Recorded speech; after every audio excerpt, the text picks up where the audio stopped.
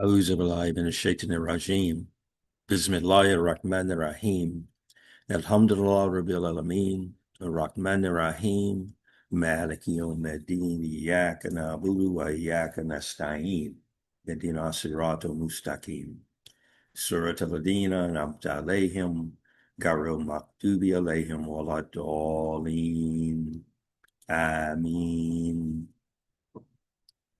Welcome to Graceline Community's weekly meeting.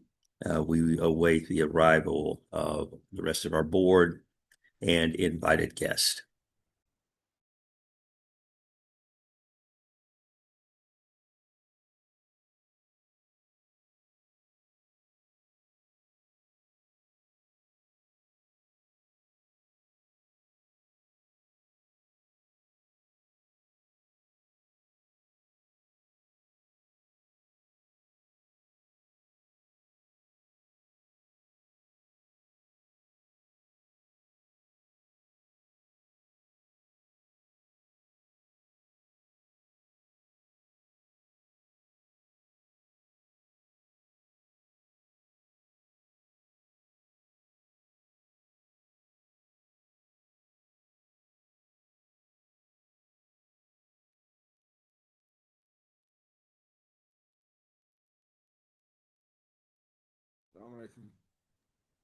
Walaikum salam. How are you?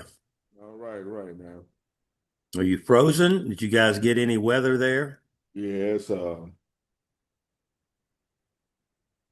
sleeted last night. Okay. Roads, Yeah, we got real snow. you got real snow?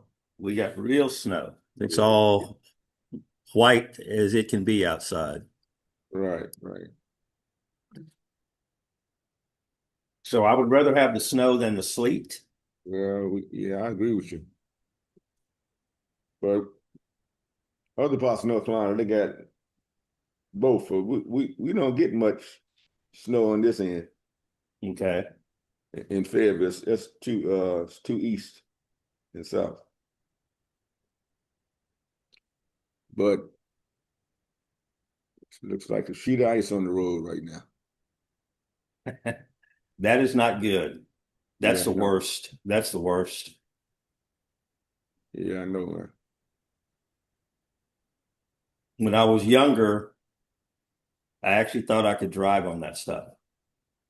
Yeah, Then my reflexes were so good.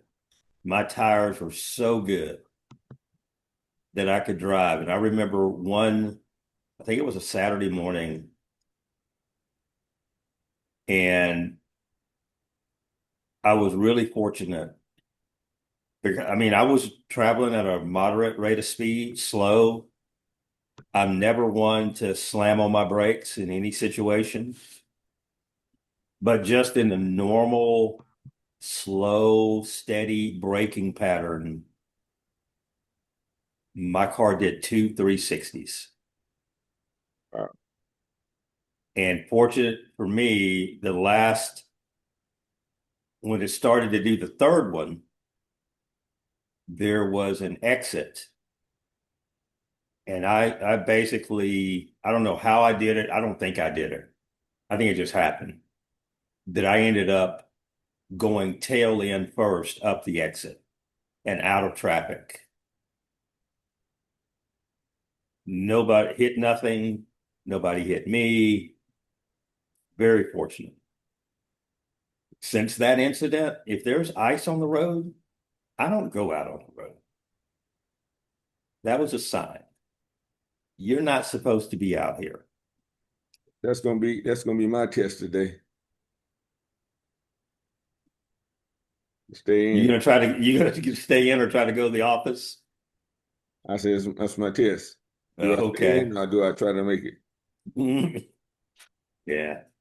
But Yeah. I brought a little work home to do, but it's stuff I can't do at home. Hmm. I'm resisting the urge. Now I understand, especially with tomorrow looming. Everybody expects all their stuff to be the individuals, all their stuff to be in tomorrow so they can start dreaming about refunds if they're not already dreaming refund.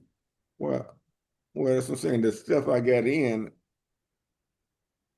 I've already prepared them, and I got maybe around 10 of them sitting on my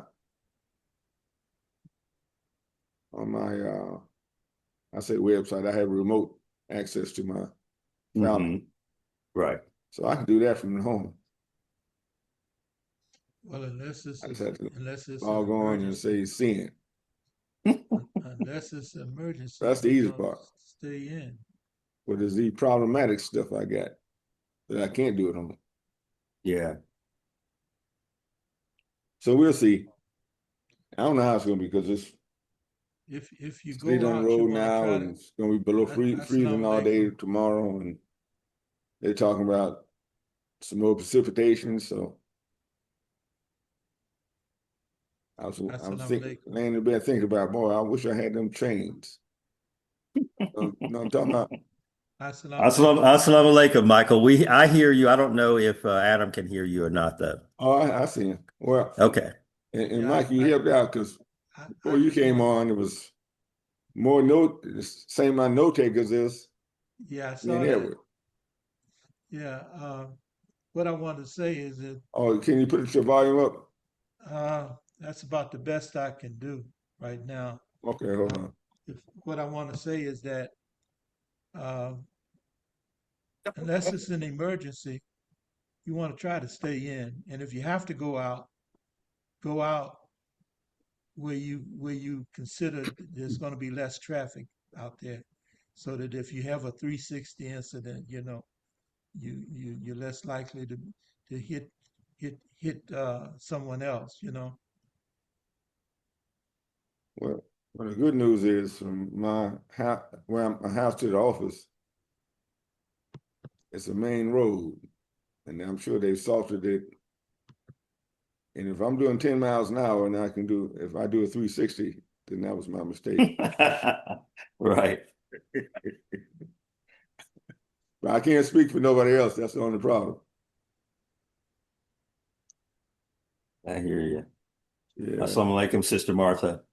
Alaikum assalam to you, Edwin, everyone. How's everyone doing? Talking about the weather, right? Yeah, I'm miserable. I'm cold and miserable. Oh, wow. You have your It's socks on and your hat on? well, I mean, it's the thermostat set at 71, but the house actually feels like maybe 55. And to me, anything below 70 is freezing. Yes, yes, So likewise. so I Put got a some more, problem. put some more clothes on and wrap yourself up. Get Oh your man, if I had any more clothes on, I would be mummified. I wouldn't be able to move. I I've got on thermal everythings, including 3 pair of thermal socks. Wow, wow. okay. Mm. Well, you still have the thermostat available. Yeah, I know. Yeah. I know. Assalamu alaikum, Rabbani. Assalamu alaikum, Imam Tariq. Wa alaikum assalam, brothers and sisters. Alaikum assalam. Glad you guys are here this morning. So I thought we would probably have a fairly full audience this morning or group here this morning because a lot of us, except for our dear sister down in St. Petersburg, Florida, are probably in this, somewhere in this storm where Well, you're I'm definitely actually in not going to. Atlanta, Georgia. Oh, are you? So you're feeling a little bit of the storm in Atlanta, Yes. I thought I was definitely. getting goodness because I left from Goldsboro, North Carolina. I spent 2 weeks, 2.5 weeks there. Oh, wow. Okay. Goldsboro. Yep, Goldsboro. So you had to drive by Fayetteville. No, you I, didn't. I didn't drive. Actually, I rode. I let the bus driver do the driving Oh, okay, yeah. From Raleigh Airport. I To thought I Goldsboro. was like a curve and a corner away from Goldsboro at Raleigh. Yeah. I found out real quick that I wasn't. Yeah. It ain't that far. Listen, It's not far. As That's far that's as an hour, couldn't walk it. well, I was in. Yeah. No, I ain't something about walking. Yeah. Our sister that sometimes joined us, Hope Hart, she lived in Goldsboro for quite some time, uh, several years ago, It's a back nice, in the, quaint, they have several divisions, but it's a quiet life process going on. A lot of renewals being done, but it's still quaint. yeah, it is. I guess that military base is still open and active there, right? In Near Goldsboro, Goldsboro. Mm. what's I'm that? not sure. Seymour Johnson? That's Air Force, airport. Air Force, yeah, it's Air Force. Yeah.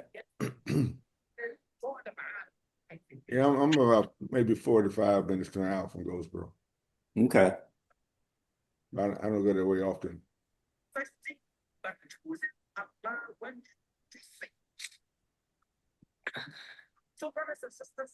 So brother Omar is still, I think, overseas, out of the country, I believe. Wow.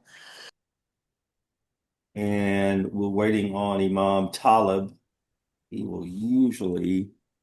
should be coming in the next couple of 3 minutes. I don't know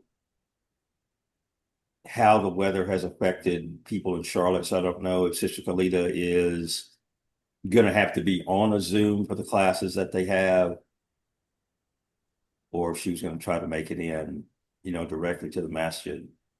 So if Assalamu alaikum, she's, Brother Edward. yes, yes. You say Omar is out the country? He told us a couple of weeks ago that he would be out of the country. Is he the Omar? Did he go with Dr. Nuruddin to Senegal? I don't know. That part Oh, I don't I know. think He I didn't know say. Omar. I know Omar went with Dr. Nuruddin. I was wondering if it was Omar, the one you're It's talking about. it's Yeah. possible. I mean, because did he leave like a little over a week ago to go to Senegal? Yes.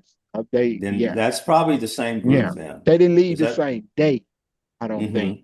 But Okay. Dr. Nuruddin in our conveners meeting, he was talking about the two other brothers that was going to go with him, but on different flights and time. And Okay. I was wondering, was it the Omar? Because I didn't ask him who the Omar was. Yeah, because Omar announced that to us two different occasions, and I don't think any of us asked him specifically where he was going. Okay, thank you. But Pardon for the that interruption. no, that's fine. That would make sense then. That makes good sense that they probably traveled on the same, for the same reason, Yeah. more than likely. Because if I remember correctly, Senegal, Sierra Leone, and I'm probably missing another country that was a part of that group that a year and a half ago, sometime around December, January 2024, I think a delegation from our community went to Senegal to establish some type of business relationships. Yes, that's correct. That's why they're going again this time. If Okay. he's with Dr. Nuruddin. Okay. Because So yeah. the Khalifa general, the title that individual, that person is using there has a large following here in the country. Hmm. Yeah, it's very large following in the country. And In the United States, because one of the amongst Senegalese or yeah, amongst other groups. Senegalese. Okay. Yeah, and one of his representatives was there with us at the IWDM 50, Right. I at the remember banquet. that. Right. That I remember. Okay. Okay. That's good. So that's a really good segue into some information that Brother Rabani shared with us this week about a credit union. Rabani, are you there? Can you want to introduce that information to the group that you shared with me? No, go ahead and do it.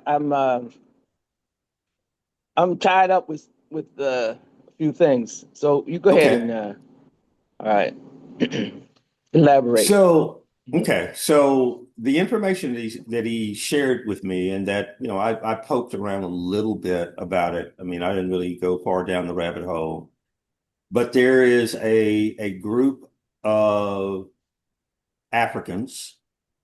They live in the United States, so I'm going to make the leap that they have American citizenship. But they banded together. They created an organization, and they have chartered a credit union, a federal credit union for their organization. And I mean, if I can, give me a minute. I think I sent you guys something on this, but I don't even remember the full name You did. I haven't looked at myself. it. Let me see if I can pull that up real quick. And I want to say it was probably, it may have been Thursday.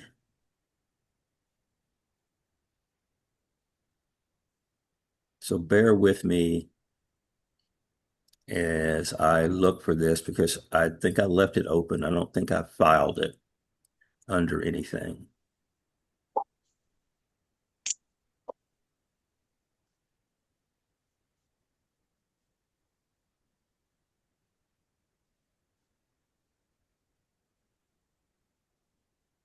Ah, there we are. So they created an organization called the African Diaspora Council. And from creating the African Diaspora Council, they were able to go through the process and establish the African Diaspora Federal Credit Union in St. Louis. And their charter, it's like their charter came through in September of last year. No, it became effective May 15th, 2025. It was one of the two credit unions that were chartered last year in the United States. One of them was theirs, of the two. And I, you know, did a little, like I said, it very just surface level, looked at who their board of directors was and looked at their group. And they did something kind of interesting. And it made me laugh a little bit. But then I thought, man, they're kind of smart. They created 10 different chapters around the country.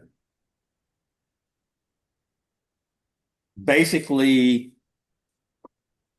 regional. So their first chapter is Connecticut, Maine, Massachusetts, New Hampshire, Rhode Island, Vermont. I promise you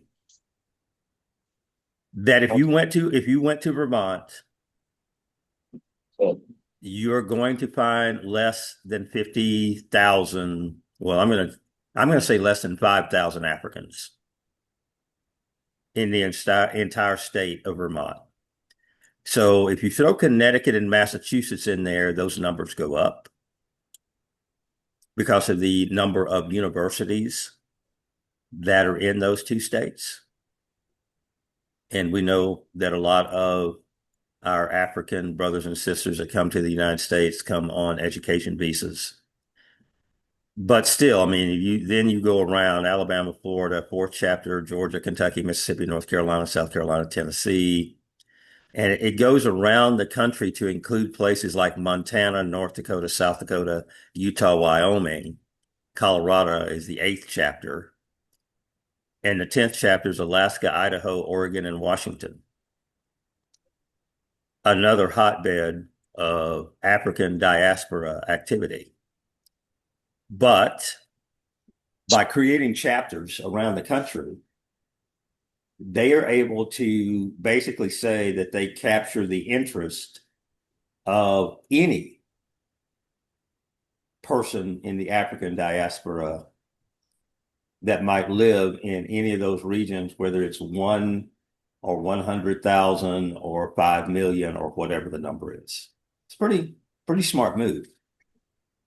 And, all you basically have to do is have any number and have them be a part of your membership that goes toward the total membership. And you're in pretty good shape as far as the numbers that we know of membership in organization that NCUA ask you to come up with. So I thought they were highly intelligent in making that move. And, pretty smart trick. But anyway, they got chartered. And I don't know the timeline. I don't know how long it took them, any of that. I'm sure that information can be had, but it's nice to know that, someone that we have someone, I don't know any of the people, but we have a connection with as far as being of the African diaspora, that they were able to do this, just like we were happy when AKAs were able to get their charter as well. But I'm also wondering, we have Rashid Salam, and I want to say, who else do we have that lives in St. Louis that's a part of IWDM that's also aware of our efforts? There's someone else that I'm missing that lives in St. Louis. Hamid lives in St. Louis. Okay. So I'm given that, and I know St. Louis is the little pockets here and pockets there. So not everybody knows everything that's going on in St. Louis. Just even their municipal setup is challenging. But it would have kind of been nice to know that this was happening, because I would have followed it, just to check their progress and things of that nature. But anyway, I thought that was interesting news. I thought it was great news. Obviously, to be a part of their credit union, you have to be somebody who's a member of their organization, however loosely, their charter or their bylaws or whatever are written. And that's the other thing, what their bylaws might say about who can and who cannot be a member and that type of thing. And I have not seen that. So there's that. And otherwise, other than national and international news, it was kind of a slow week. For me, there was not a lot going on in the Islamic finance world. For the most part, most of them that would have been making any news they were all in Switzerland for this past week at Davos.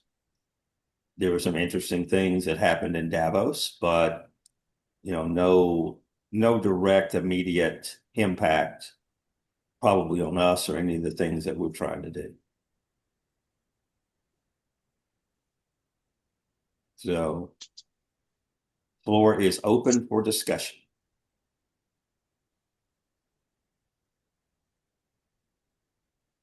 Well, I got some information on my cell phone. Did we open up? Yes, Did we are open? officially Oh, open. We opened up with dua. Yes, that was me at okay. about 9:01, while the rest of you were trying to find the Okay. link. Okay. Yeah, All right. Edward was joined by the Yes, two what do you call those, Edward? the note takers from Otter. They were both with me.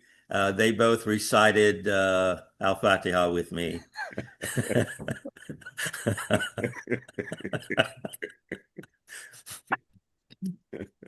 All right. Yeah, so Everybody. Yeah. I had gotten some information on my cell phone that Ibrahim Touré is inviting African Americans to join with him to help develop Burkina Faso and related countries, Mali and Niger, because what has happened is that Algerian government has proposed extending their rail lines from the loading docks of Algeria, the waters of the Mediterranean, to all three of the countries, Mali, Niger, and Burkina Faso. And he made an announcement, or it might have been, announcement, to invite African Americans with scientific skills, educational skills, engineers, architects, and people who are achievers who've never been recognized in America to come there and to help develop some startups in his country. And he said you don't have to live there, but you can engage yourself into relationships with the government that would help and support those ideas that you might have to develop those three countries the way you see it should develop. So I thought I'd just make mention of that, and I've been wanting to go there to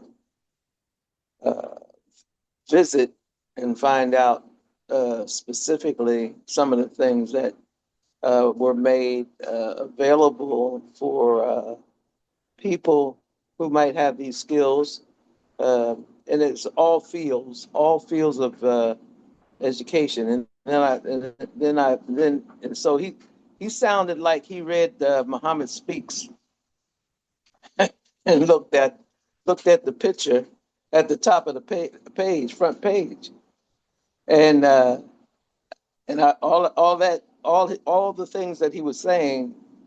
Of course, we have been preaching that for 80 years. You see, so now that this might be a time for those who, when the Honorable Elijah Muhammad said, "Qualify yourself and join unto your own kind." I think this has become self-evident now, because a lot of us all have experiences and the type of education that would really support the genuine effort to help build that or reconstruct that country. So I just wanted to just mention that as an addendum to what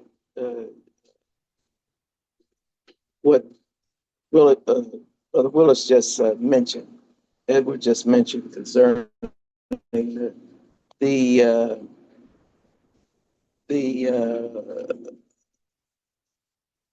kind of situations that we have to contend with. We was trying to open up our credit union. So that's just something you could think on, and then try to do some research. Can you hear me? Yes, go ahead. I can hear you. Got one quick question. I see Brother Michael has his hand up also. We saw that on social media. Can you hear me? Mm-hmm. Yeah. Of course, my antenna is always going up. So I understand, brother. Was that AI generated? Because there's a lot of AI generated stuff.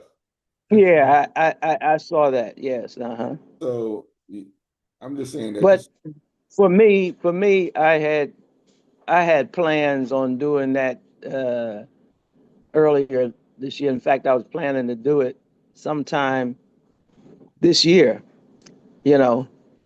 because I knew that would be the logical for me to investigate, not for me to do anything, but just to investigate, to go there to investigate. Because I know that there's some non-generated AI information concerning what France is supposed to be doing in terms of trying to That's real. recover. Huh? I said, that's real, but just do as much non-travel investigation from this end before you go. Yeah, of course, yeah. Just like Senegal, you know.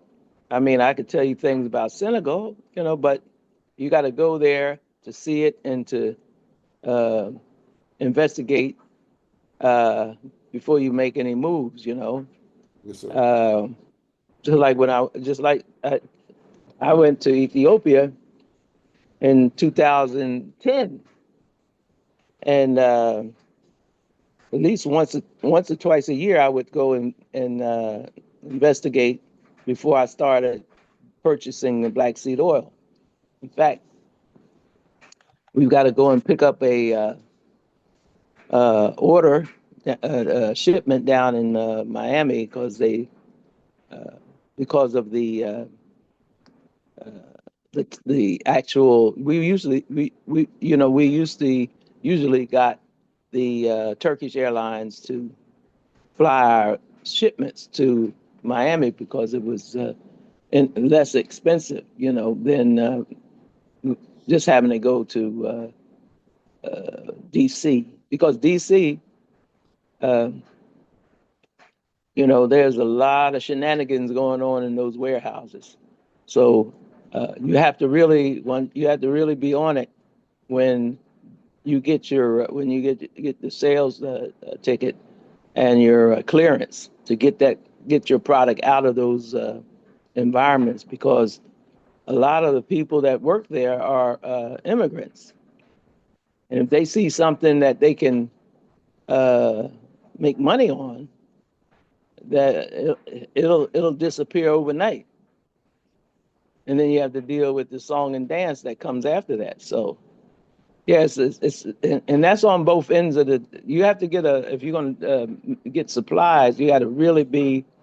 You got to really investigate the suppliers and their history, which Ethiopia does a good job in their Chamber of Commerce. So that's another thing. They have an established Chamber of Commerce and connected with the government and the banking system. So it can give you a good idea about the quality of the company and the honesty of that company. So that's just a footnote for those, since Brother Omar's traveling overseas. I don't know where he's headed. Uh, so he got out early. Hope he's warm. Michael, So Alhamdulillah. Assalamu alaikum. Yes. alaikum salam. Can you hear me okay now? Is that Sounds better? okay. Sounds good. Alhamdulillah. First of all, I want to thank you, Brother Edward, uh, in providing information for us that not only is helpful, but also stimulating curiosity and interest in investment and that sort of knowledge capital. And I thank the organization members that are bringing their skill sets to helping us to have a material presence uh, here in America. And when you mentioned the African um, uh, credit union, I thought about. I know you all are aware of best practices, the idea of best practices, and finding information like that to see how we can step up or advance our intentions for doing the same. Again, I say thank you to all of the participants. Uh, uh, with you all gathering and the focus that you have in terms of uh, giving the common believer, the knowledge capital that we need to stabilize our life and also advance ourselves in a healthy and productive way. Thank you. Thank you for those comments, for sure. So on our credit union front, Imam Talib, assalamu alaikum, welcome to a meeting this morning. Good to have you here, brother. Walaikum salam wa rahmatullah. Alhamdulillah. Assalamu alaikum. So you Walaikum probably assalam warahmatullah. you are probably, since Omar's out of the country, you're the person that is closest to our efforts of doing the financial seminar starting in March. I had a question presented to me yesterday about the type of presentation that we're going to have based on hopefully creating a groundswell of support and participation. In other words, larger numbers of people participating in seminars. And she brought up the idea of doing something off platform for us. We've typically 100% used our Zoom platform, Graceline Zoom platform, for our seminars. And she brought up the idea of either coordinating that with CWSC AM 360 or doing it with AM 360 or doing it in cooperation with Study Al-Islam, which has a fairly large audience, or a combination thereof. And I did want to insert that because the thing that I told her, and I'm sure there's a way around this, is, having it on our platform, we were really easily able to, control audience interaction so that there was no interference, so that the program ran smoothly, so on and so forth. Well, obviously, if you watch or participate in anything that Study Al-Islam does, they also have systems in place that alleviate those particular type of issues. And they have a much larger audience base. Obviously, in this particular case of our seminars, people are have to register and pay to participate in the seminar. So that you have to also weigh that in there. But I did, just because of the fact that she brought it up, and it's somebody who is a pretty steady backer of ours in our efforts, that I did tell her that I would insert that into today's conversation and get feedback. The other thing, another sister who might be on later had asked me to ask the group about the possibility of starting our meetings an hour later so that we did not conflict with Study Al-Islam. And I know I told her that we had discussed this before and that we had decided to keep the time slot that we have. But I also told her, because I respect her, that again, I would insert that into the conversation and get feedback from the group. So those two things are also open for discussion. Anybody that wants to comment on those or not.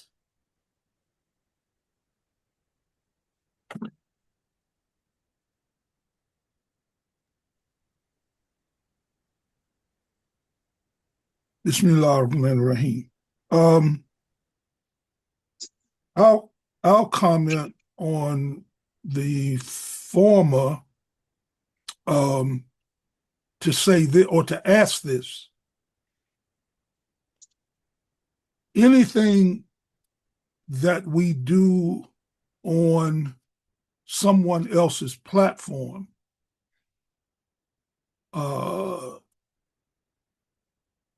does that automatically give them the rights to it? That's something that would have to be discussed. And I did mention that to the individual. Okay. like these meetings that we have on Sunday morning are private meetings. They never see the light of day on YouTube or anywhere else, right? Right. They're only available for basically for audit. Anybody wants to audit our nonprofit and all that kind of thing. The seminars, webinars, whatever you want to call them, that we've done in the past, we've done them typically, I want to say some of them, if not all of them, have been live on YouTube at the time we did them. And they're all available on YouTube from inception. Right. Right. They're definitely ours. If Okay. you do something on someone else's platform, that recording, theoretically, unless you have some other type of signed agreement, belongs to their library. Right. Right. Which is what I'm getting at. Mm-hmm. Right. So that becomes problematic. Yeah. Unless you have a prior agreement with Right. them to transfer that information or to restrict its use or whatever. Right. Okay. So, well, now that that question has been answered, I would not want to see it on someone else's platform without that agreement. And I'll have to look.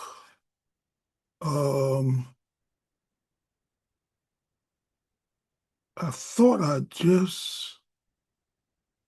it should be easy enough for me to pull it up again, but I may have such an agreement, or at least the template of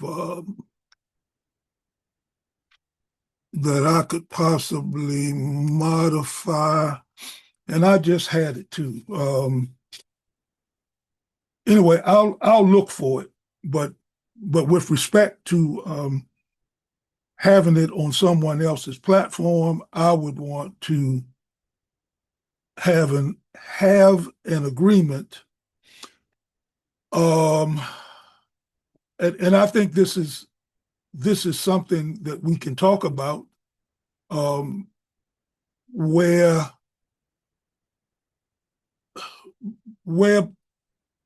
both of us can, well, let me think for a second. No, because ours is paid.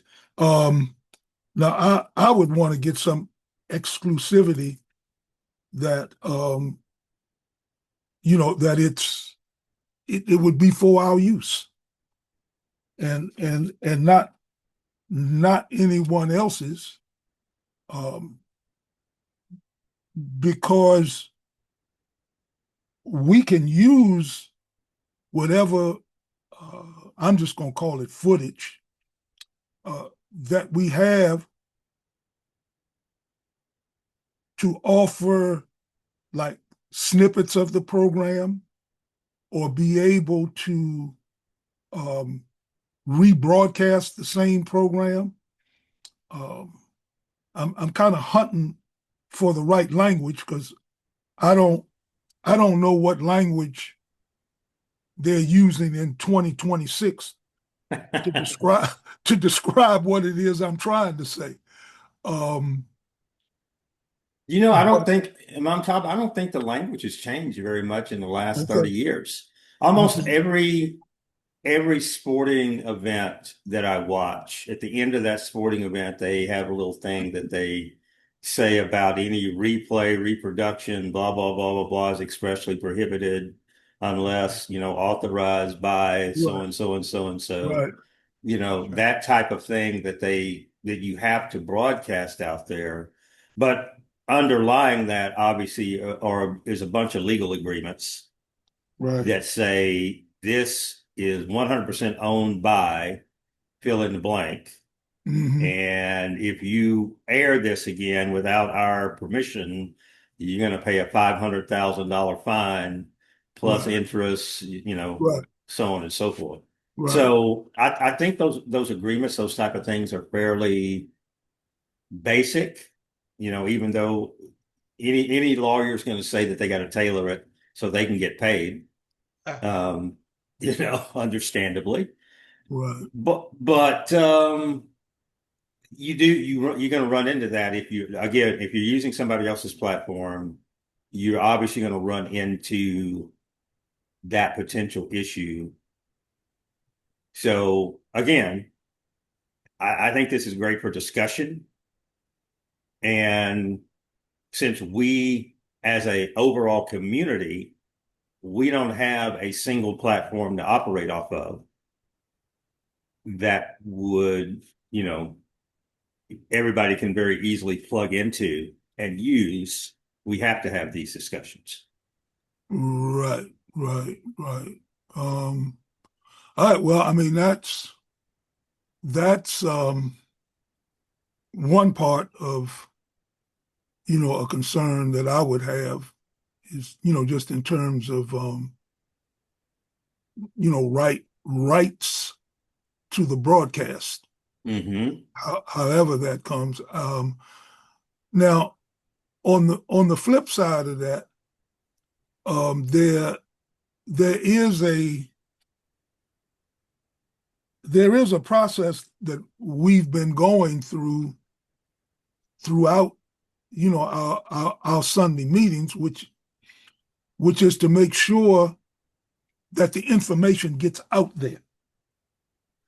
So the question then becomes, is it more important to us that information get out, or who owns the rights to it? That's an excellent question. In fact, that might be the question of the decade as far as our entire community is concerned, is making sure that our messaging is such that we're actually impacting the largest number of people that we possibly can. Right. So I am of the camp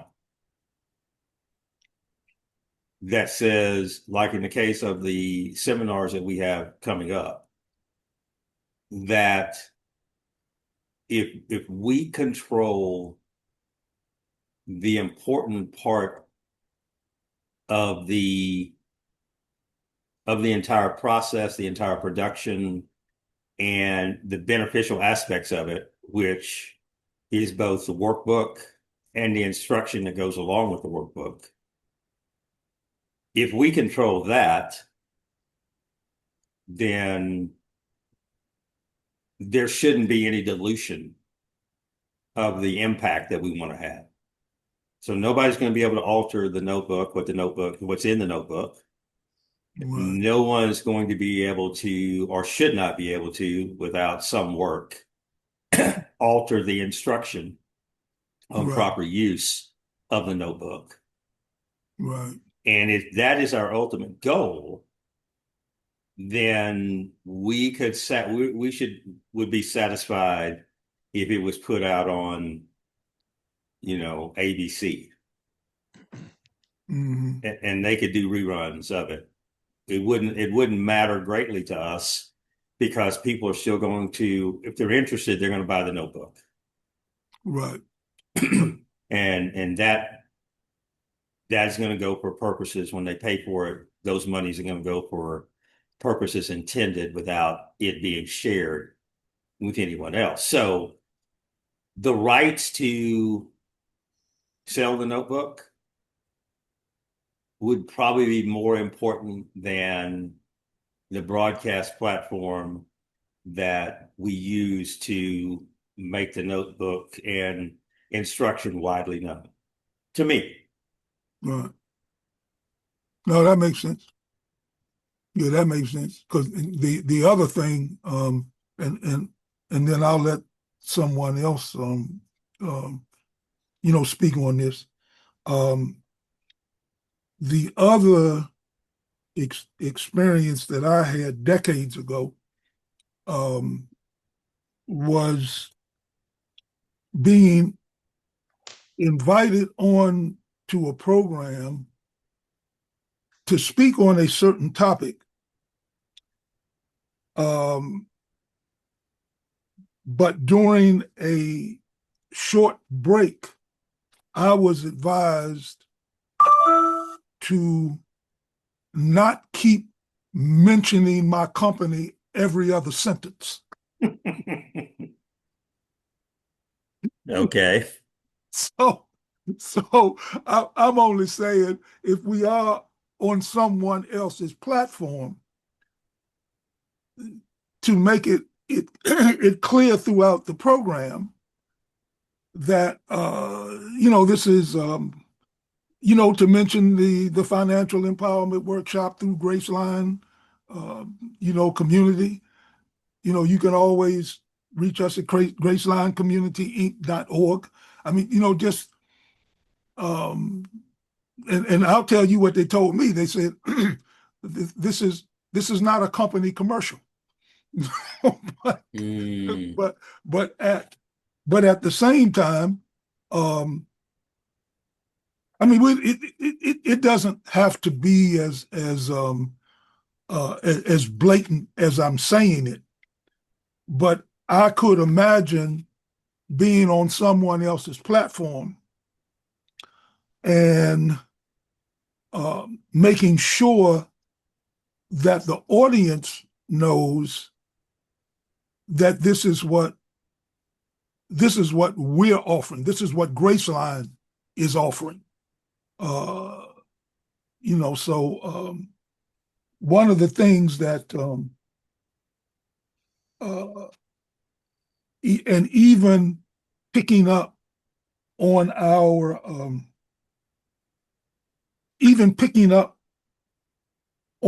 own vision of once we're ultimately doing this for the benefit of a proposed credit union that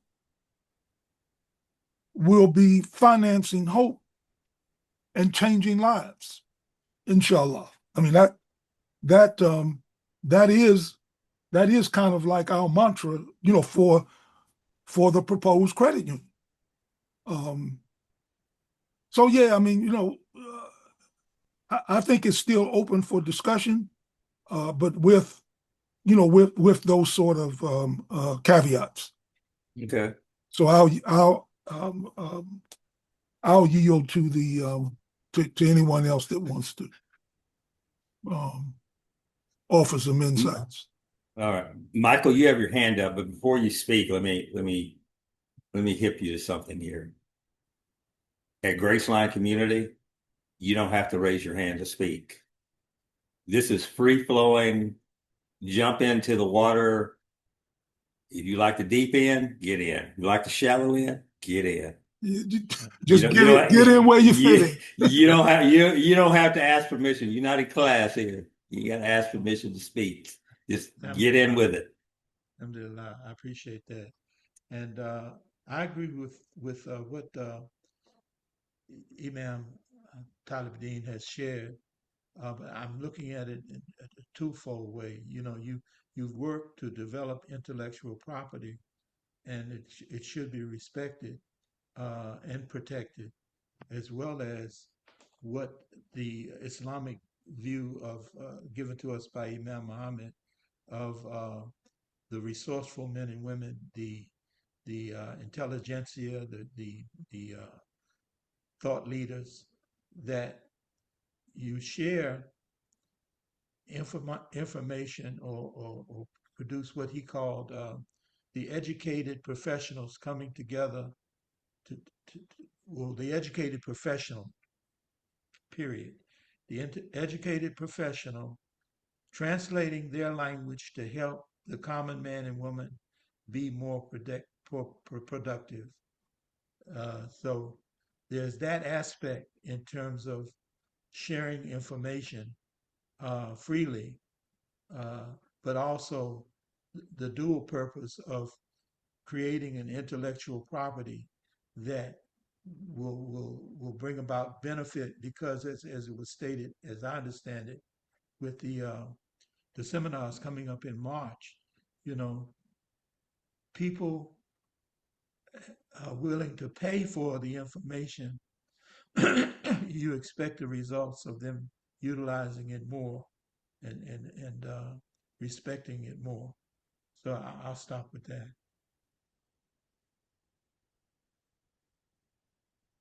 Okay. Any other comments? Anybody else? And there's an urgency to this because obviously we're 53 days or something away from beginning those seminars. And that may seem like some time, but 53 days is going to go by pretty fast, especially when 29 or 30 of those days are going to be consumed by Ramadan. They're going to fly by. So how we're going to do it, how we're going to market it, the format that we're going to use in the presentation. I mean, all of those things, I would think we should be on pretty solid footing of how we're going to do that prior to the first day of Ramadan. Right. I have a question. Yes. Maybe I missed something, but I heard what you said originally about the sister that wanted to know if we can start our Sunday meeting an hour later. Right? Correct. Mm-hmm. Then maybe I was distracted, but then we segued in talking about the seminars. Well, both questions are on the table about I didn't hear the platform. I didn't hear the platform Okay. introduced, so that confused me. Gotcha. Understand. Yeah, understandable. Okay, all right. Yeah, so the obviously our Sunday meetings are always going to be on this platform because of what they represent and the privacy of them, and the fact that they, except for an occasional mistake by myself in filing them, they're always going to be private, just for us to review, just for IRS to review, or maybe even NCUA if they ever ask to review our meetings to determine our process and decision making and all that type of thing.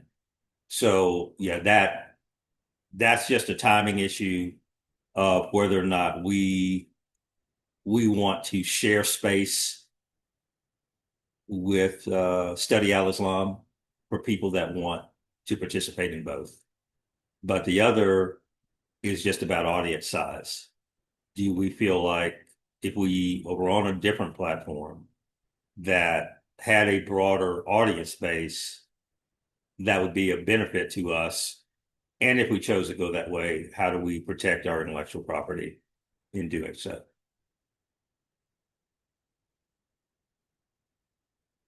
So, but I do. I mean, we haven't talked about the time thing. I know we've talked about it before, and we decided to stay at the starting time as we started today. But as I said, I promised that we would bring that up. And I mean, if anybody has comments on that, or if everybody feels like we don't need to discuss that we're locked in and where we're at, and everybody's happy with that and just want to stay with it, that is fine as well. Because I know that some of us have other obligations, and our start time fits very well with allowing participation and then facility to get to those other obligations.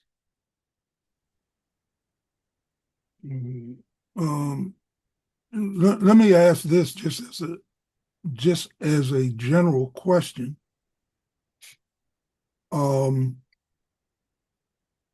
The individual who brought this to you about perhaps starting an hour later. Um, was she speaking for herself, or Definitely for herself, because I'll tell you a little bit.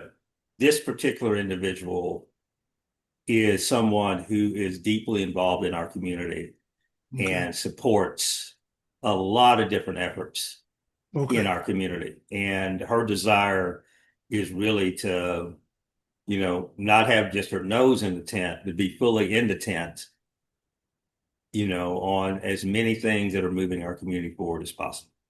so the question is this: to the best of your knowledge, does she bring like kind people with her? That I can't answer because I did not ask that question of her.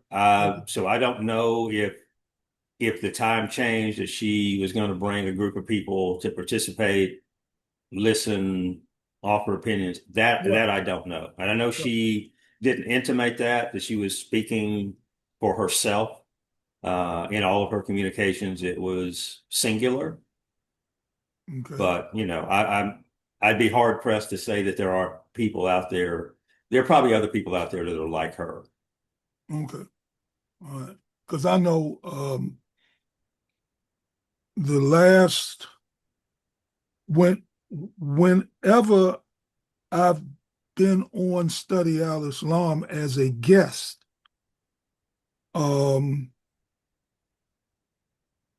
I think I was on there maybe a little over a year ago, or perhaps a year ago, um, giving the same information, and I got it was either a text or email from Sister Fitra telling me at that time that was the largest audience she ever had.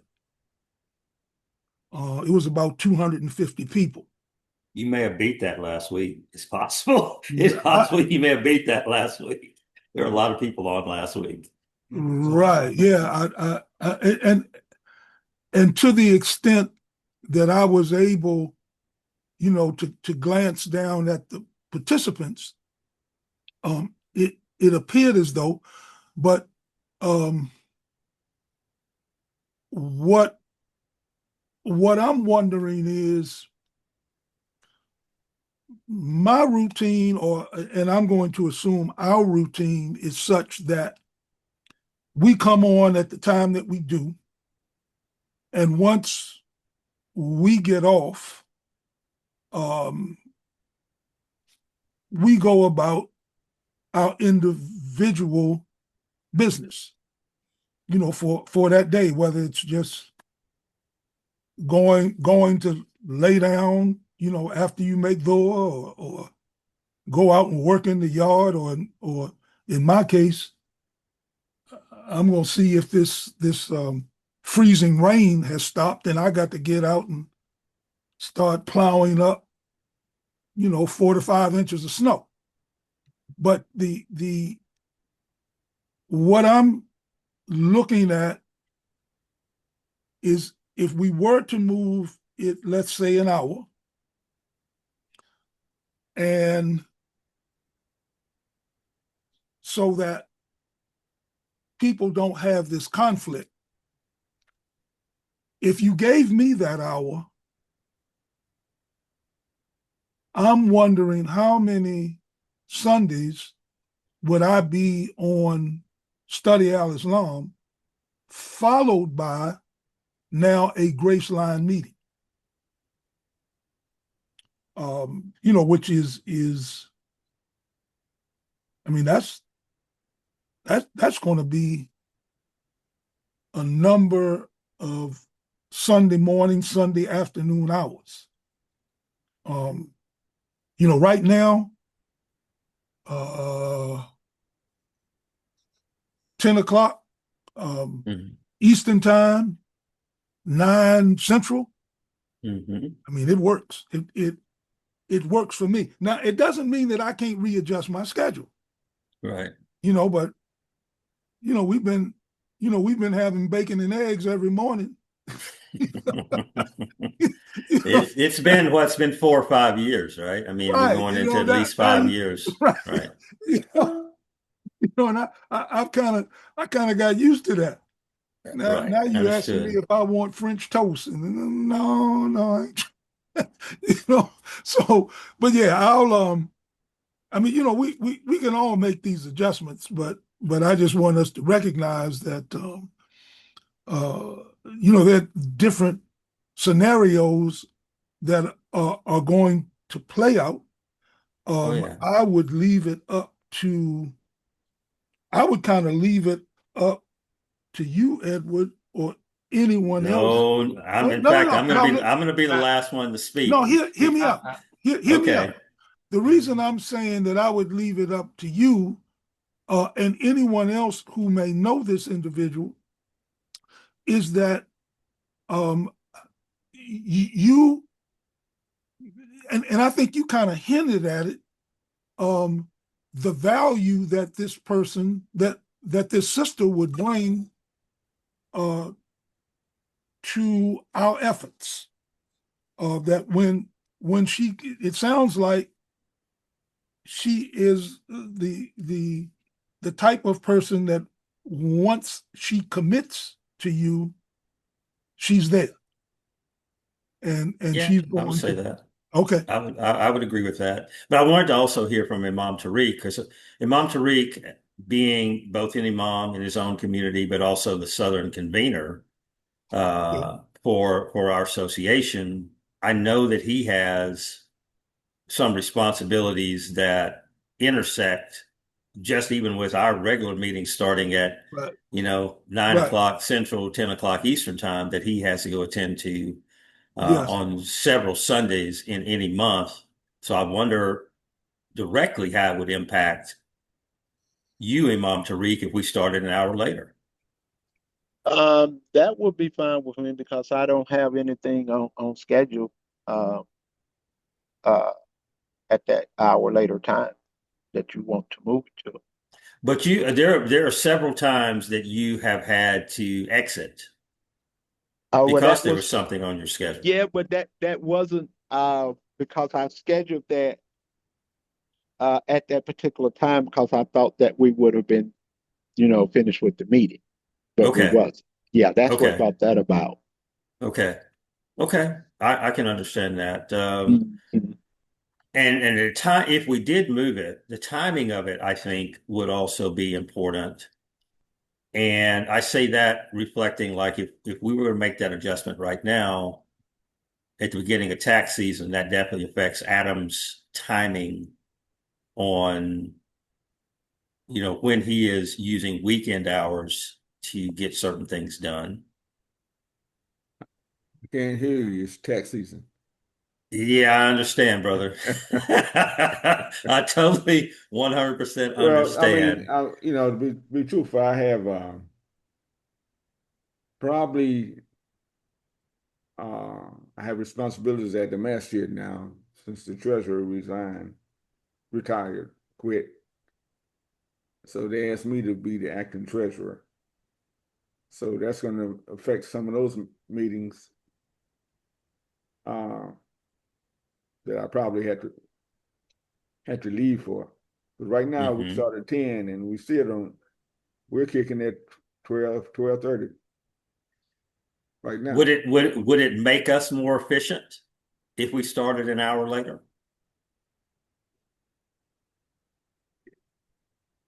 Will we make ourselves more efficient? That's the question, right? Would we be more efficient? And would it, because I do actually think that from the standpoint of efficiency, that we could run more efficient meetings. That is there's no question that our Okay. meetings could be more efficient. But the downside of that is a lot of the direction that we have and things that we put in motion that I think are beneficial to us and that are also ultimately beneficial to the community come as a result of not being so structured and so handcuffed that we can't go off on what some people would think are tangents. But at the end of that, we actually have these great ideas that we create or that we are inspired to have that actually end up spurring us to do some really neat things. So there's trade-offs when you put guardrails on. There are some trade-offs. You lose some things. Right. Well, even on this point in question, we still start talking about the seminars. Right? So Right. I want to remove any link between the seminars and us starting at 11 o'clock. Oh, of course. No, that Okay. And again, those two things are totally totally separate. separate. Yes. Second thing, then that would put pressure on the sister to be a part of this if we move to 11 o'clock. And she only comes to one meeting a month or one meeting every other month. Why'd we move? I totally understand. And so this is one of the tricks that I play on people. And I mean it in the nicest, kindest way because I like people to be very candid. The sister that I referenced, she is with us. She has been listening to us. And I want to welcome her to the meeting. Assalamu alaikum, Sister Patricia. Alaikum assalam. Can you hear me okay? Yes, I can. Okay. We can hear you fine. And I hope that you have been listening to us, and I hope that what we have said is representative of what you would think a body like ours would say in a discussion that we've had. And that it was informative and highly respectful. Mr. Carter, Oh, brothers, even considering the topic, especially since I'm not a member. So I felt that I had no right, but I want to join in and hear the progress that's going on, and especially with the brother of Taalib-Din. I'm sorry if I'm not saying his name correctly. He is just so informed and so awesome. So I never want to miss. But by the time I get in at a little after 11, I miss a lot. And to someone's point, if we make this change, I don't want you to make the change for me, and I don't think you're going to do that. Will this sister be bringing in other people? Anything that I get involved in, I let the people that I know, my circle, I make them aware of it. And study al-Islam, I think it's something that we should all listen to every week if we can, if schedule allows, because of the information, the awesome information that comes through the program. And we should always, I would tell the folks in my circle to listen to this program because it's the information is just it's going to make our life easier. So that's all I have to say to that. I hope that I'm not causing any fitna. It was just a question. Oh, no, sister, not at all. As I told you in the email, I think it's a worthwhile question. And I actually really appreciated the fact that it was important enough for you that you reached out with the desire to be able to support what Graceline is doing along with, your obvious longtime support of Study Al-Islam and many other, groups and initiatives in our community. And let me say that my point was mute because I see Sister Patricia's been with us probably every week for probably the last, month or two, if not before. Well, probably the last month. I think she's been fairly consistent over the last month or so of really making an effort to get Yes, into our program as soon as Study Al-Islam was right, over. right. So Hmm. that point I made wasn't for her. I was also at it might have been not a convention or topic break, but might have been in DC when this idea was just a seedling Hmm.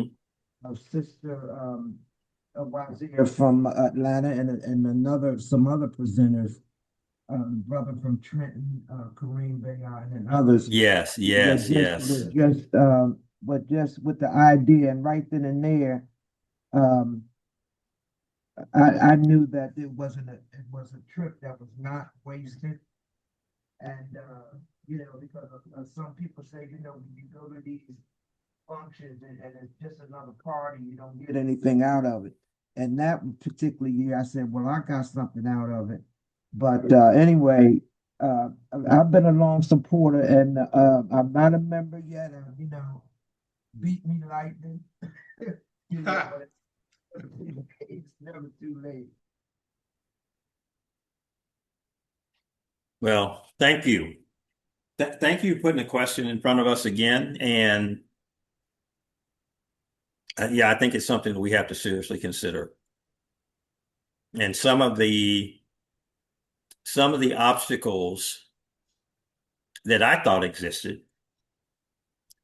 because I'm really sensitive to things that other people in our community are trying to do, because the numbers that we have, there are a lot of people who are carrying wood for a lot of organizations. But I was really encouraged to hear Imam Tariq say that it's possible for him to adjust his schedule or align his schedule. Imam Taalib, I'm I'm flexible on Sunday mornings myself. The other person, obviously, that is a regular participant in our meetings is Sister Martha Nayla Abdullah, because she wears about 15 different hats. And I would want to hear from her as to what the time change would do to her and her other commitments as well. Okay, I'm always flexible in everyone. Alhamdulillah. Okay. Well, Rabani, Yes, Rabani, indeed. what do you think? He may have moved. He said he was doing multiple things because he is actually getting ready to travel, I think. But Michael, go ahead. It's important for the stakeholders, what you're doing now in terms of Shura Bainahum, you know. Yeah. So I appreciate that. And we also have been joined by Brother Hassan Shamsuddin. Assalamu alaikum, Brother Hassan. Walaikum salam. So I know you've been listening in for the last few minutes. Any comments or reflections on the things that we've been discussing? No, not at all. We remember, I was had the same question when I first came on, and you explained to me that because I study, I'm on it, study al-Islam, then I come here anyway. So whatever Hmm. it is. I'm with both. Okay. Well, that knocked that out. Yeah, I So, just gotta. Yeah, I'm good. I'm good. Also, so you're telling me, and this is a general question for all of the regular members participants in Graceline, and especially those who are officially board of directors, that if we make the shift to 11 a.m. Eastern time, 10 o'clock Central time, that there is no great objection that it will not be disruptive to anyone's life or participation in other endeavors, whether in our community or their professional endeavor. Is that what I'm hearing? Yes, Yeah. sir, from Martin Island. And from As long as we, Hassan. long as we start and finish, we keep ourselves in with a certain discipline time wise. Okay. Then that's the thing or we'll be back in the same saddle again, as we said. Yeah. All right. So as the Texas people say. Rabani, what you're really trying to say is, Edward, please, man, don't go down these rabbit holes too often. Is that what you're really trying to say? Hey, listen, if you do, bring back a rabbit, okay? Okay. All right. Rabbit is good. You know that, huh? Oh, I love rabbit, man. I love rabbit. I learned how to cook rabbit as a very young man. I can make that roux. I promise you, I can make a roux. That rabbit tastes Oh, just like a steak, man. that's right. I'll tell you a story later on about that, what you just mentioned. Okay. The rabbit stew. Oh yeah, Oh my man. goodness. My mother taught me how to make the best rabbit stew, and that roux. Oh my goodness. You might leave the rabbit and just take the roux.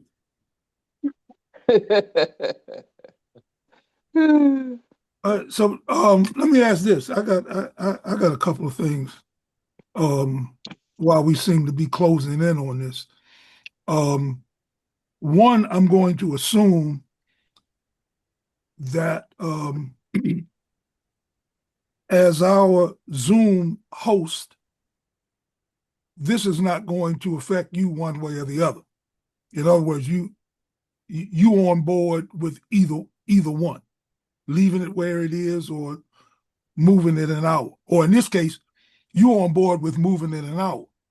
Because I'm fine. be the I'm host. fine. Okay. Yeah, I'm fine either way. What it allows me to do is something that I haven't done in 5 years. And, other than I think we made the adjustment last week because you were presenting, or, the Right. week that you presented, you know what I'm Right. talking about. Yes. And I want to say there may have been, I think there was one other occasion when we may have started late, and I believe that was when Omar was presenting on Study Al-Islam. Okay. And that was probably 2 years ago, maybe year and a half, 2 years ago, somewhere in that range. Okay. So Study Al-Islam is a program that I would like to, stick my nose in the tent, or, Right. on a fairly regular basis. I mean, she schedules some speakers, presenters that are of interest to me. Yes. And I want to hear what they have to say. I would So I would love, I mean, just on a personal basis, I would love it. I would love that, to Okay. be able to do that. But this is number one for me, as far as our community is involved, and where my efforts are outside of those purely ecumenical participation. This is number one.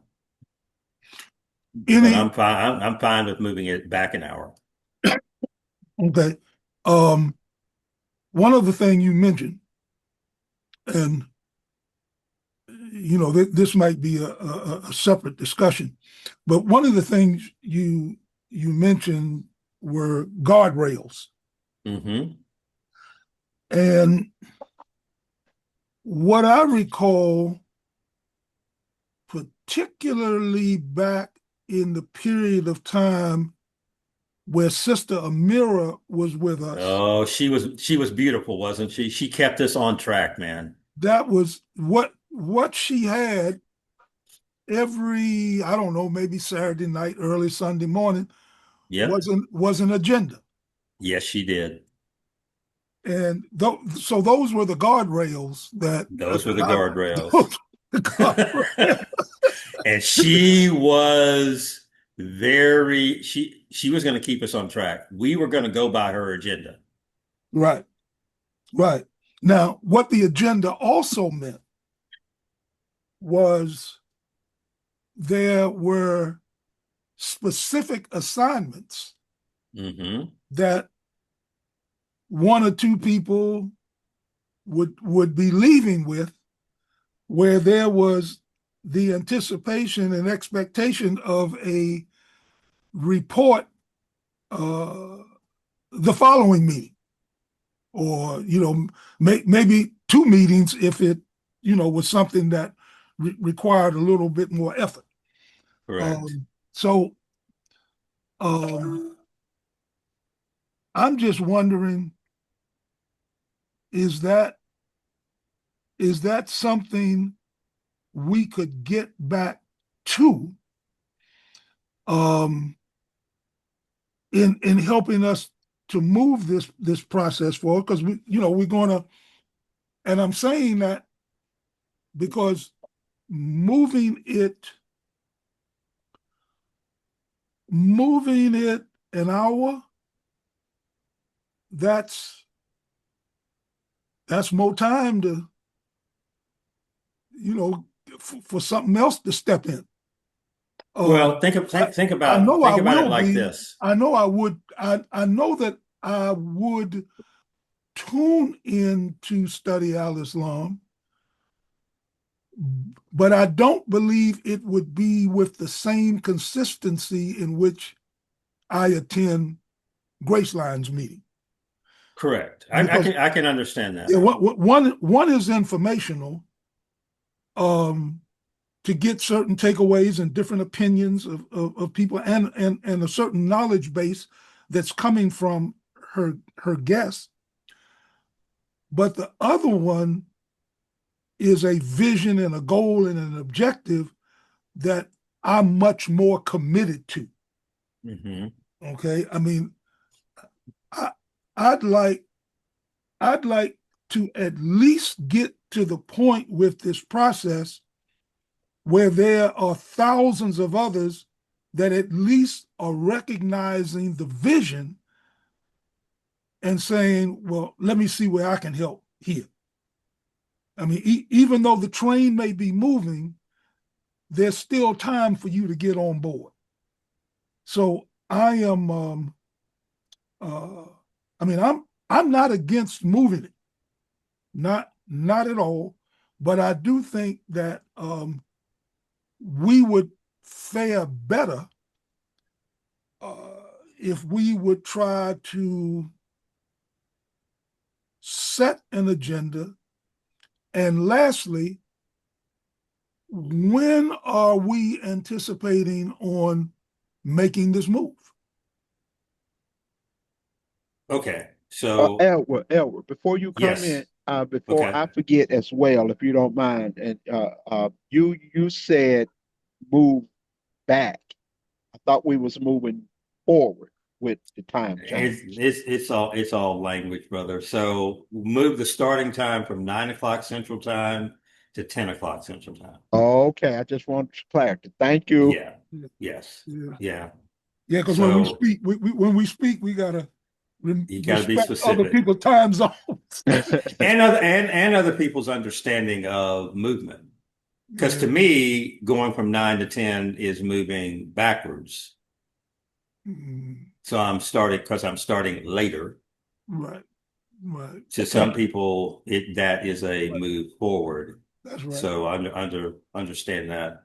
So that would be, we would move from 9 o'clock Central to 10 o'clock Central, 11 o'clock Eastern Time as a start time. Okay. I think one of the things, to answer your question, Imam Taalib, I think it would force us to to a more strict agenda with some line items that we would definitely want to, and number one, anticipate, plan for, so that everybody's prepared and deal with those in a very timely fashion. Right. Because in moving the starting time by an hour, you're probably going to lose 30 minutes of conversational time. Mm-hmm. At least you're going to lose 30 minutes of conversational time. Okay. So that just means that we just have to be more efficient with that conversation, with the time that we have to discuss things. Right. Okay. So, and then as timing, when do we make the change? So next Sunday is the first day of February, if I'm not mistaken. Correct. And Ramadan starts somewhere around what, the 18th, 19th of February? 17 around 18. Yeah. 17th, 18th. Okay, somewhere in that range. So I would want to there's going to be a lot of Ramadan activity. So I think if we're going to change the start date, it's probably better to do it sooner rather than later, so that we get into that pattern, that habitual pattern, and then when Ramadan comes in, you know what this start date is and the other things that you want to participate in, including Study Al-Islam and other programming that's on. You can then know what you have to do to make that work for you, or what programs you can participate in. And a lot of them, as all of us know, will be loaded onto the weekend, Saturdays and Sundays, as far as Ramadan programs and things of that nature, quite a few of them. So what is our Ramadan schedule? Are we going to suspend doing Ramadan? What? I would not know, because we're gonna come out of Ramadan with supposedly being ready to go with a bunch of seminars, even if we shorten the meetings and make the meetings specifically about, some planning aspects, or just some legal or accounting or whatever aspects of our business. We should still have planned meetings every Sunday. If that meeting only lasts 30 minutes, we should still have that meeting and deal with the things that we need to take care of. All right. I mean, and hey, that's me talking. That is not a decision for the group. Anybody listening, it is Shirabaniyun. There is nobody making all these decisions for anybody. So that's just my comments on it. Yeah. But if anybody thinks that we should not meet during Ramadan, I would also like to hear that. Well, that's going to be an independent decision with me, because Okay. I'm not sure how the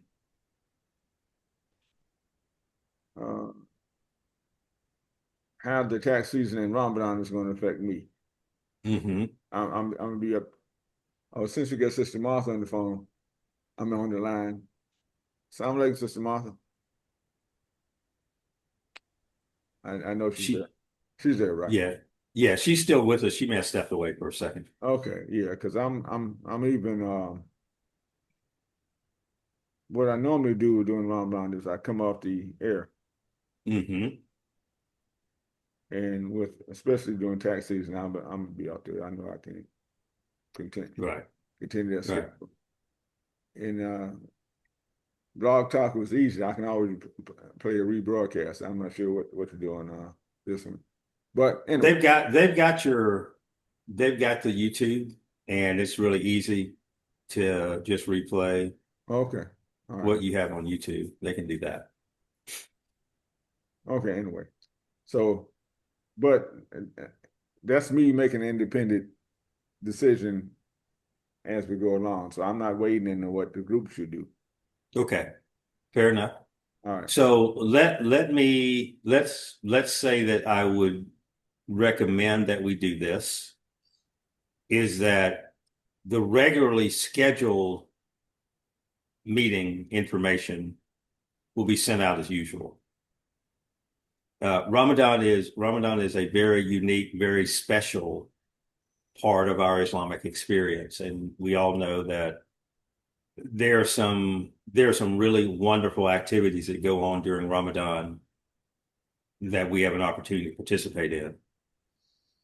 And a regularly scheduled quasi business meeting probably should not interfere with that if you have an opportunity to experience the best of Ramadan. So we'll just leave it at that. The meetings will be open, but you make that decision based on what you feel is best for your soul. You know, so many accomplishments have taken place during Ramadan.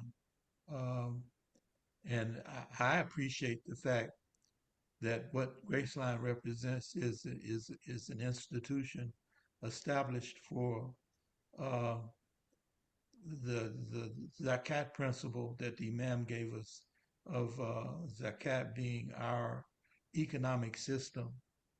And I see the, the knowledge capital here in terms of that kind of establishment, which we need so badly.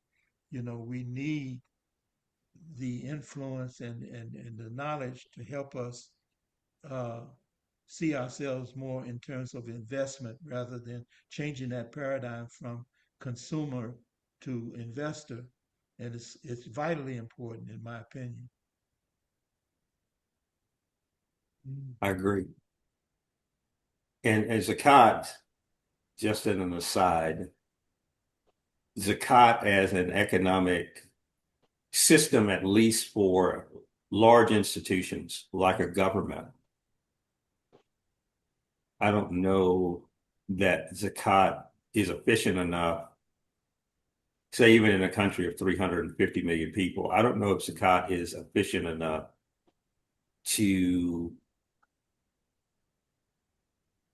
the way present day life is structured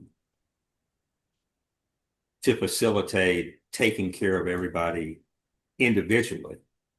But as far as the government's function in making the lives of individuals better, zakat would solve many, many, many problems in the United States of America.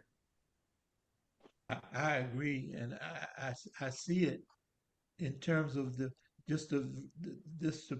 particular perception that the Imam gave us in this regard, uh, away from seeing it as charity to individuals, looking at the principles of zakat, you know, who qualifies and why they qualify.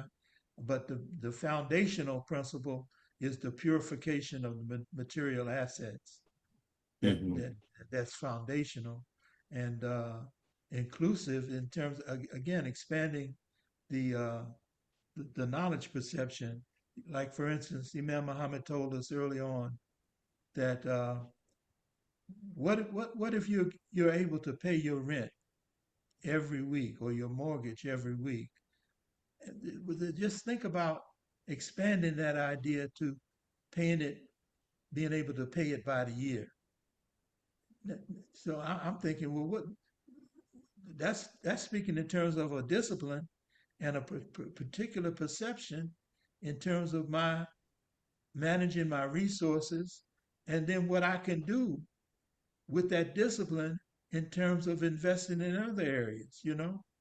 Uh, so I'm really trying to follow the Imam in terms of not only the knowledge capital, but the spirit that is encouraging us to see that we can change this paradigm of consumerism, and I would say super consumerism versus becoming investors. Well, the beginning of that starts with the individual. right? Absolutely. That's That's the where it starts foundation. at. And Absolutely. if you get a collection of individuals doing it, There that's you going to be a go. change, There you right? go. That's That's what I where it was starts at.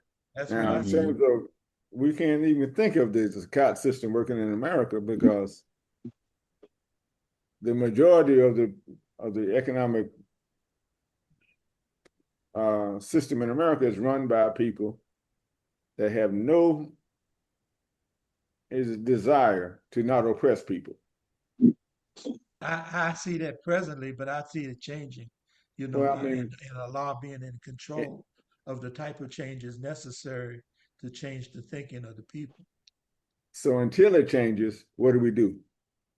Individually, like you said, It come you know, together. I'm not saying it can't happen. no. But I mean, No, first but things first. yeah. So that's, we had to look at what we can do as e- individuals, Exactly. and to go from that to say, well, I'll take care of it, is, see, to me, is advocating our responsibility as individuals doing what we should be doing. No, I don't see I'm not the saying you're doing that, but I I mean, don't see the mentality, and I see this group in terms of keeping the focus, the proper Islamic focus. No, it's not Allah take care of it and you fold your hands. It's like the Imam told us in Birmingham, uh, pray to Allah for what you need and then go get it. It's proactive sabr, I'm agreeing with you, brother. But when a lot of times when we hear it over the air, we only get the first part of but we got to Right. push it on to make sure we get the full, we got to give them the full picture. Thank you. You got to get in the full Right. picture, brother, because otherwise, Right. And there almost has to be, and this is probably this is a little harsh, but participation almost has to be mandatory. I agree and there's support for that in the religion that is not really being shared as it should be or put forward as it should be. There are obligations, just like in marriage. The men are obligated to marry women. Men are in control of who marries, the selection Well, process. And let us say that men should marry women, men should not no, marry men. we want to say what the Quran says. What That's does my the point. Quran say exactly about that? That the believing men and women should be married. That But the example it's of not a forced thing. It's not no. something that you have to do to Well, be Muslim. the thing of it is if you are not part of Prophet Muhammad's community, if That's you're a not weak hadith. accepted, That's a weak hadith. but it still makes sense, does it, in terms of social Oh, it procedure. makes sense as So, far as social structure, but I think that we spend too much time on it as opposed to properly preparing people to be productive members of the community and thus a good marriage partner, whether they be a man or a woman. I agree, and I think we need to give more focus to that. What's Yeah, we have to necessary. prepare. We have to do a better job of preparing people, I agree. and especially preparing young men to be potential husbands. We have Yeah, to do a and the better women, job of. We have to do a better and, job of that. and the women Man, preparing to be better helpmeets. Uh, it's a dual pro. Well, Allah says, He created things in pairs, and so hmm we have to understand that in terms of the pair of potential husband and wife working together for Allah's cause. This society deals with what do you call it, the nuclear family and all that kind of stuff, which is not natural. We were told that we bring family and friends into the relationship of marriage. It's not just us against the world as a husband and wife. Yeah, I mean, I'll go along with that. That's the whole idea of community. Yes, absolutely. But the community has to be. It's this We duality. The we community gotta has to be supportive we gotta grow up. of the individual family unit. We gotta grow up, man. The individual family unit focus uh, is necessary, but it's more important to see saving ourselves and our families from the fire whose fuel is men and stone. Not just my house when the whole neighborhood is burning down around There's a song about that. me. Okay. But I mean, it's a big question, and just us on a very basic level discussing it and not coming to a consensus. It's a very intricate, difficult problem that society as a whole, except for brief snippets of time in the history of man, has there been any relative level of success? Any short period of time where you've had peace and tranquility, where societies are supportive of individual groups and individual groups were ultra supportive of society, ended because someone was envious of that and started a war or started something to overthrow that particular order because it wasn't being beneficial to them. That's the importance of taking up the Quran and Prophet Muhammad's office. That's the individual group. Again, that's the individual group, no matter the size of that group. But if you think that you're going to get through that without having a contentious group who does not take up the Quran, then you got another thing coming. No, it's it's a battlefield, man, for certain.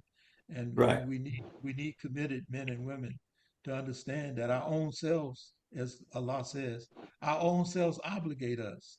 There's no compulsion, but there is a standard that says that, as Allah has given us this guidance, that I have an obligation to serve His will and plan for His world and people. That's why He permitted us to come into the world to serve His will and plan.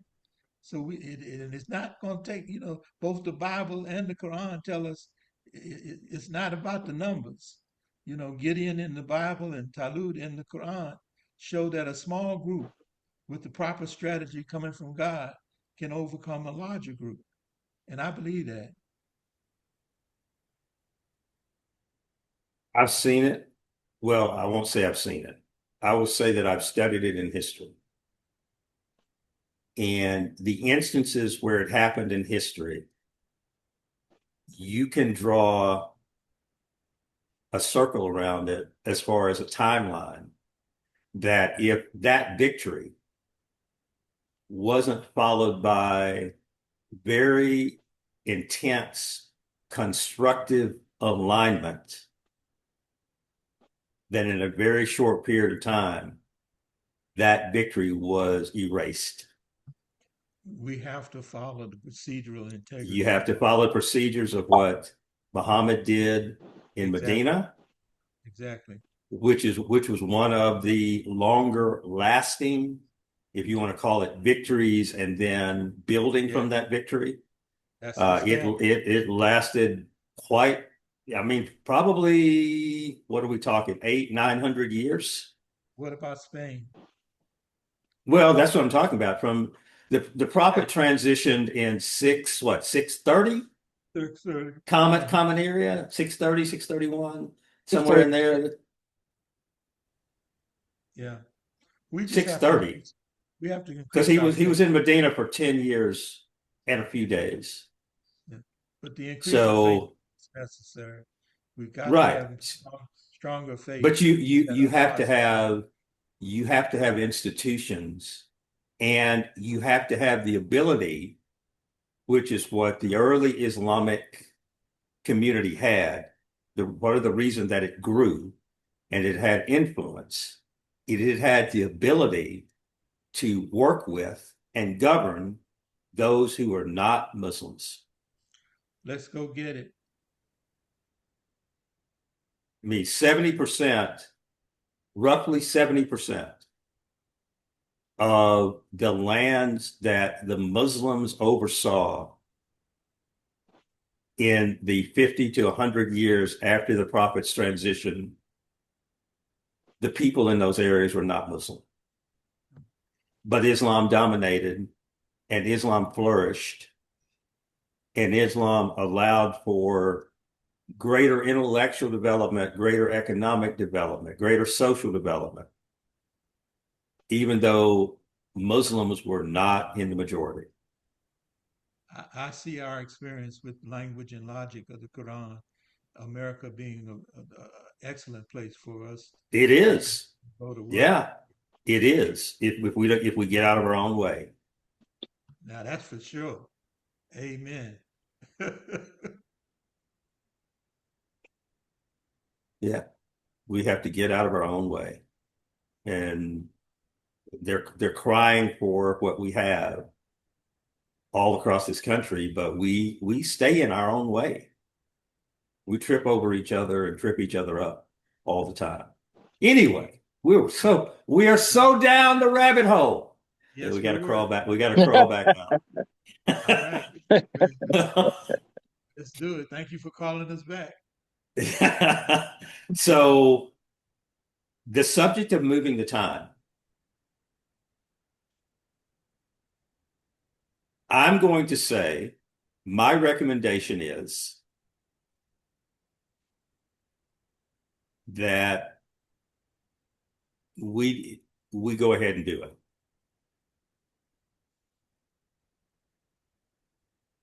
If it's good today.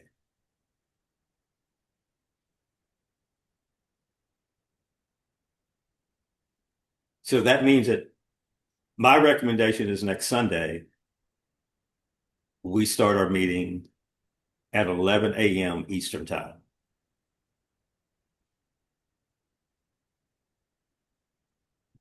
(10 a.m. Inshallah. Central, inshallah.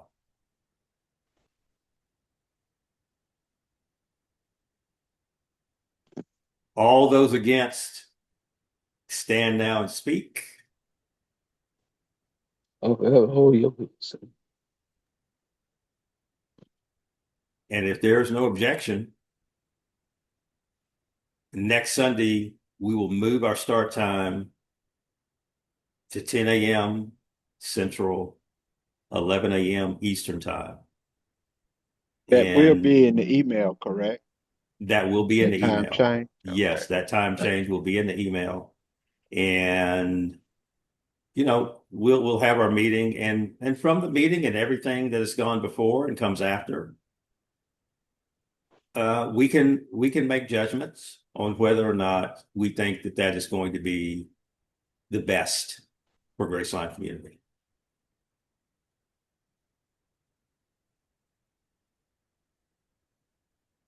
So without objection, that change is made beginning next Sunday. And on the other question that came up about platforms, Imam Taalib, do you think you could reach out to, I guess Sister Marcia is handling things at Study Al-Islam until Sister Fitra's health improves? Would I be correct in assuming that? Well, I only did one Sunday. Okay. She was the host. The majority, the majority of my communication was with her daughter. Okay. All right. I could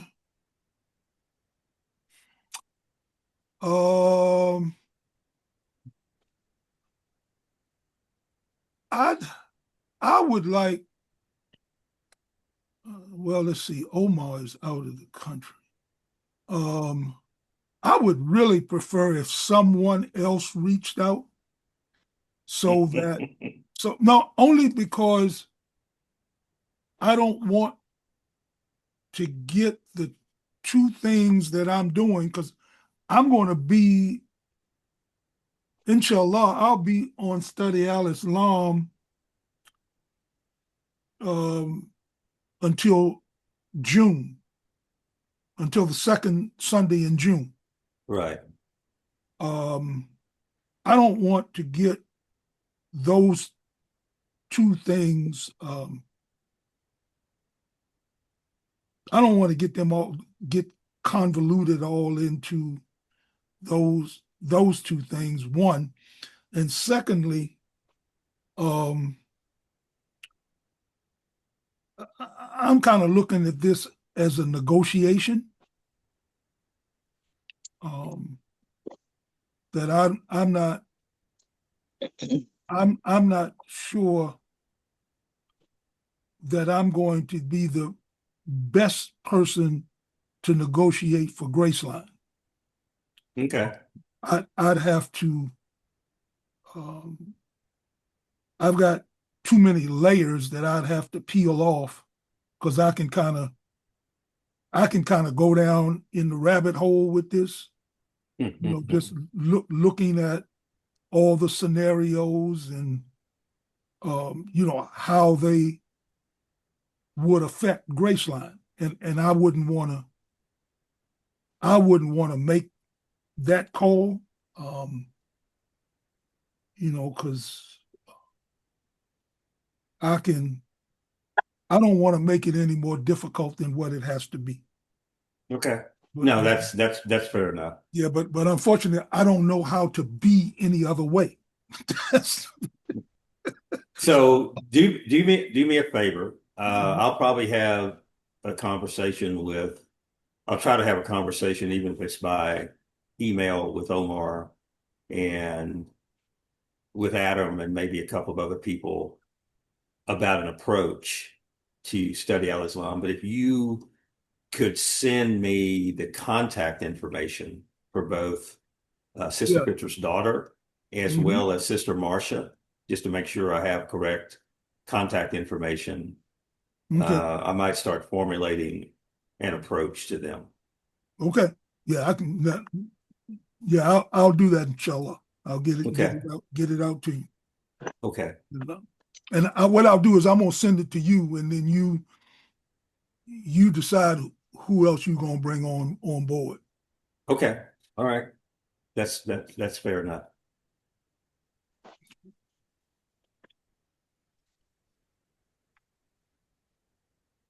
All right. So we are right at we're right at 2 hours. And what else? Is there anything else that anyone has this morning that we should deal with? And it could be anything that you want to get off your chest, really, at this point, unless there's specific business items. Because, as I said, there's a lot going on. It doesn't directly impact most of us, but there's a lot going on.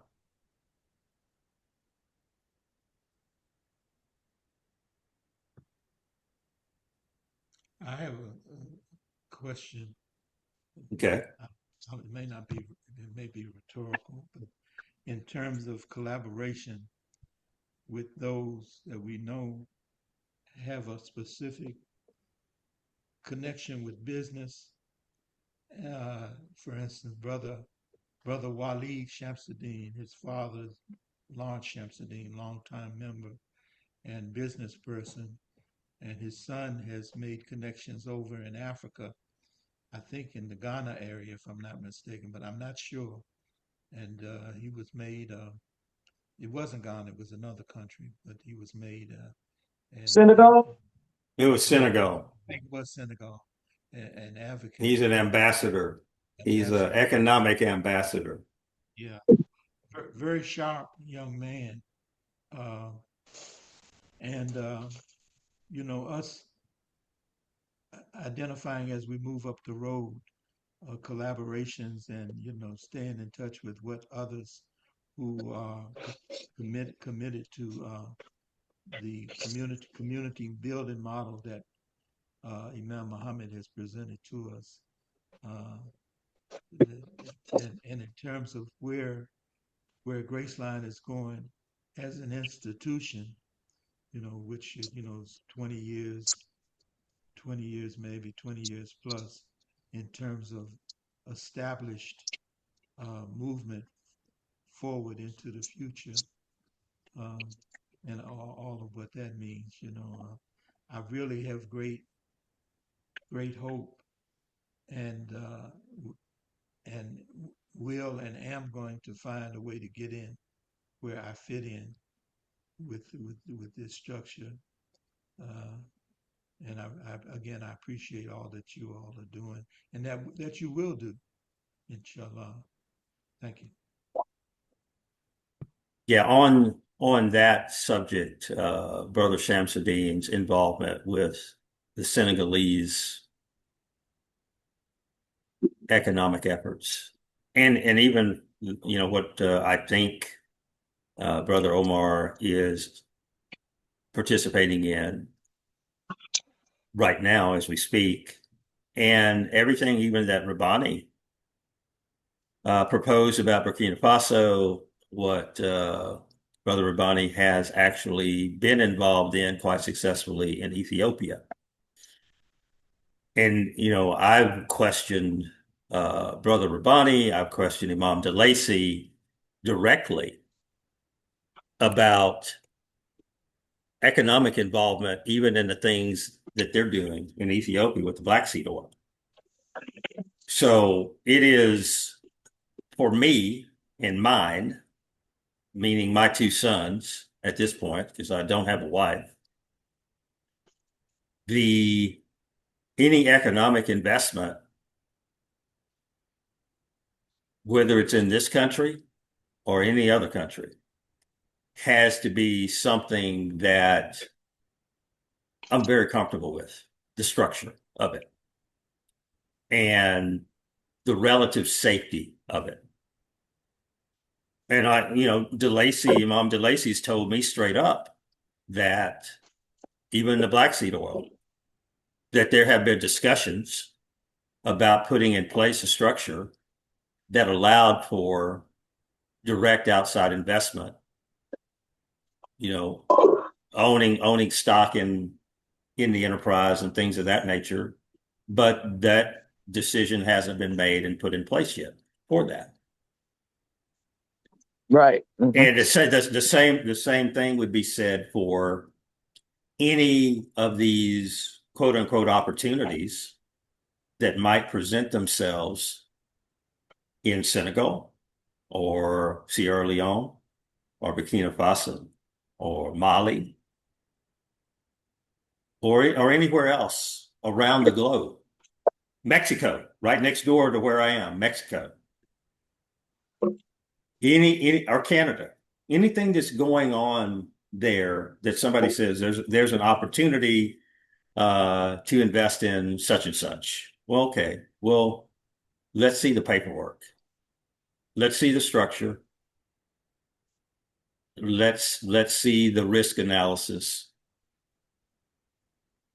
Because I'm a Khalifa over a certain asset base. I'm a guardian. I'm a trustee. Allah has entrusted me with certain assets. And what I do with those assets have to be guided by good common sense, intellect, experience, so on and so forth. And of course, Allah's blessing. So far I haven't seen anything.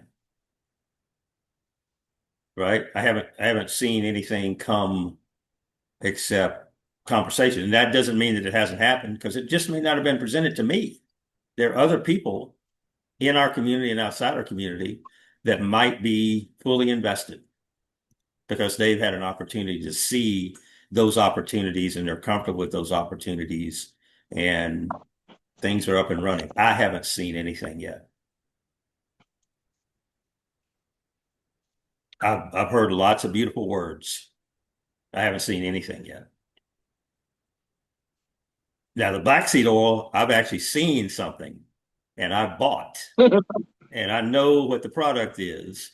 and I know the efficacy of the product. It's an excellent product.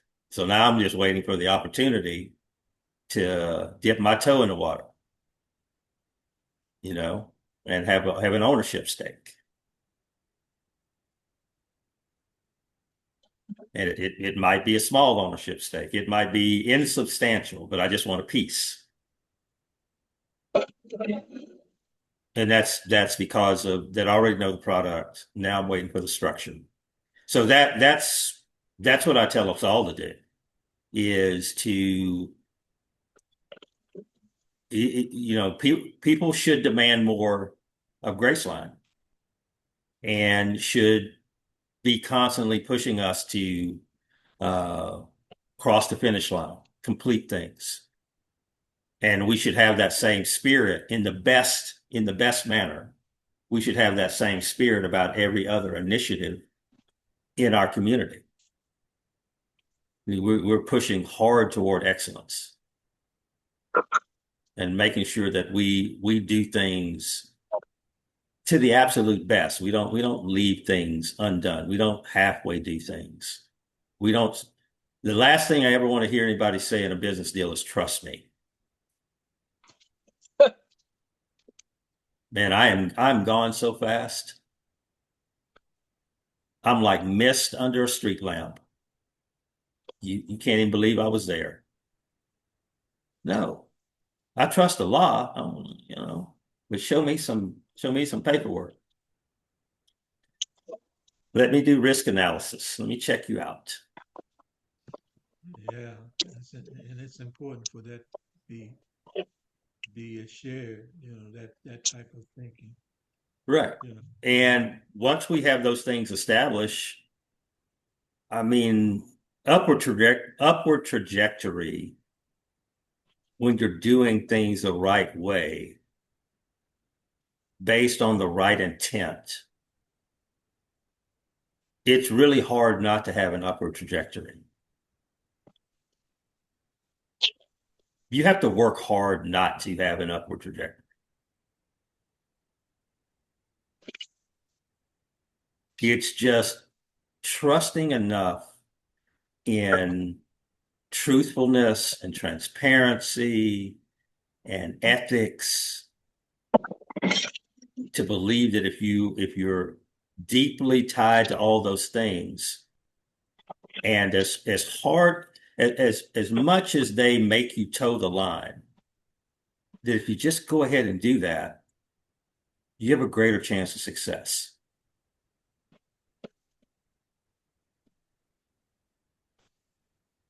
And one of the things that I like about what we're doing at Graceline is that we hold each other and we hold the organization itself to those strenuous tests. And it actually does, in the eyes of people on the outside, it actually does make it appear that you're moving at a snail's pace. Because you dot the I's and cross the T's and all that. It's well worth it.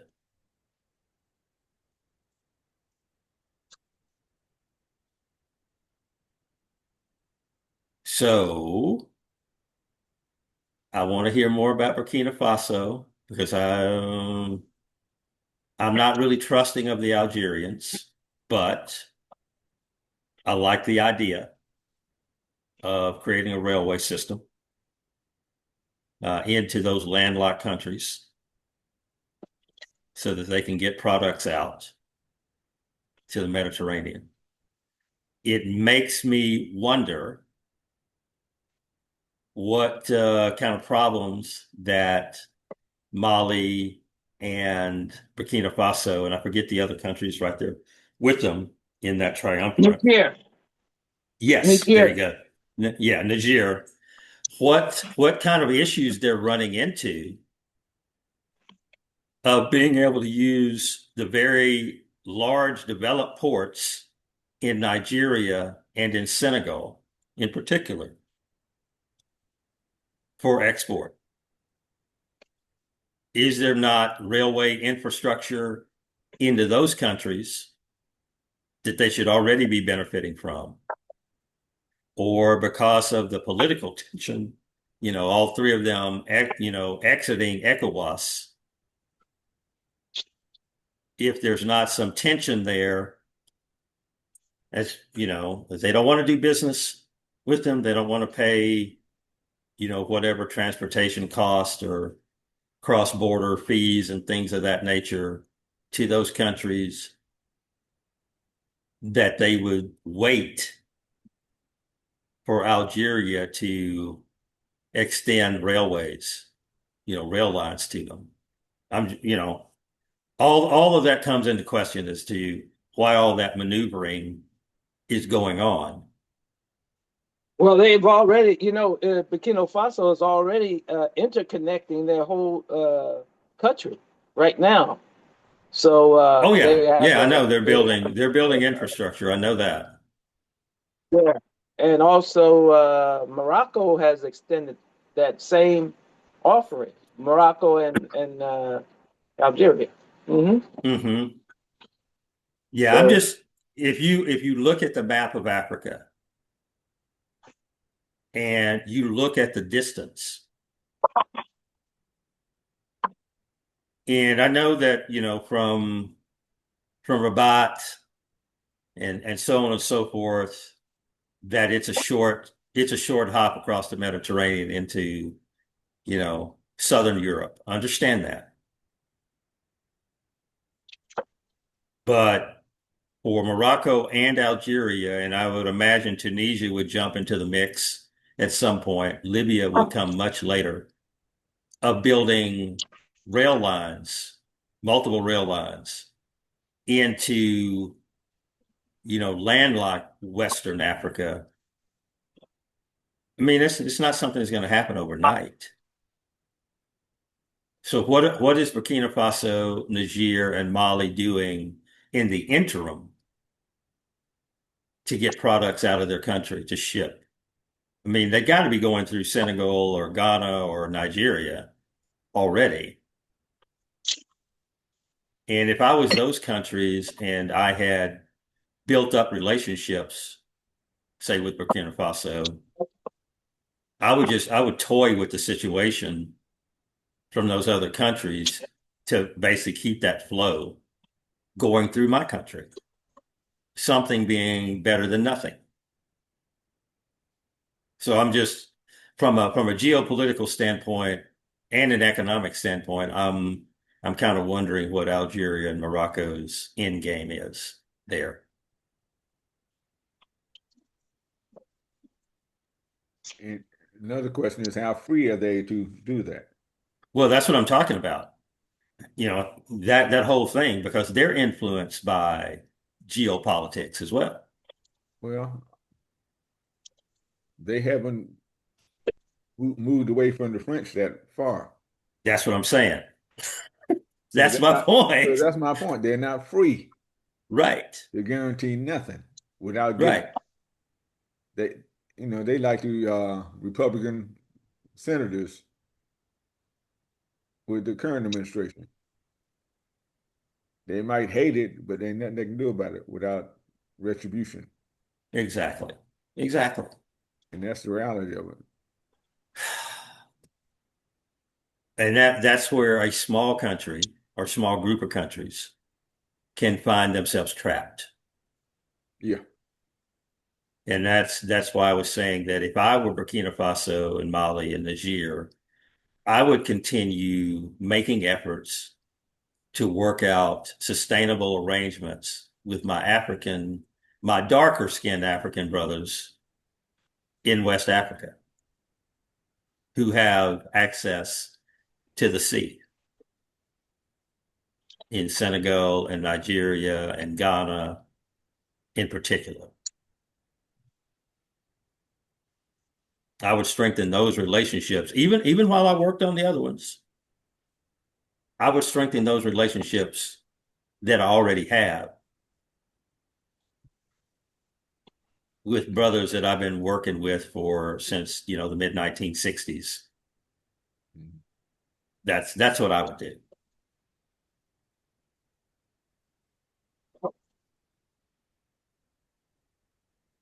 And I think that's probably what they'll do. I'm not saying that they've divorced themselves from that. I think that that's what they will continue.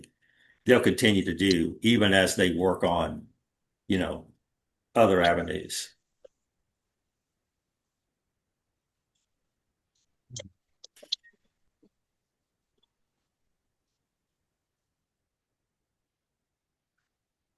Because if you were listening to any of the stuff that was discussed in Davos today, this past week, I'm sorry, then you already know that there are some changes coming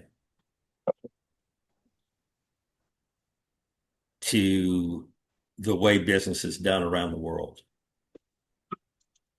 It'll be incremental. It's not going to flip overnight, but there are some changes coming.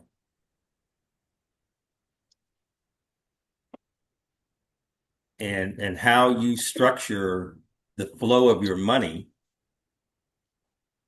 in and out of your country and or company is going to go a long way toward determining what you have access to.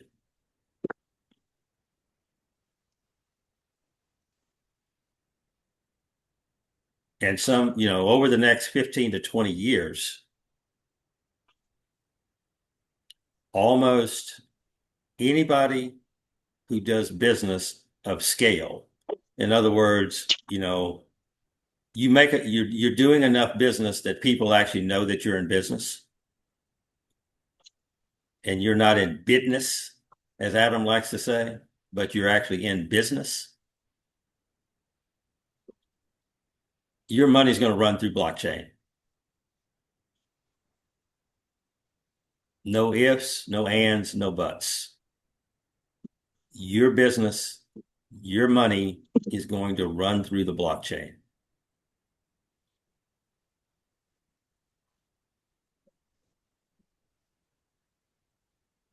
So you're not going to be able to manipulate currency to suit yourself.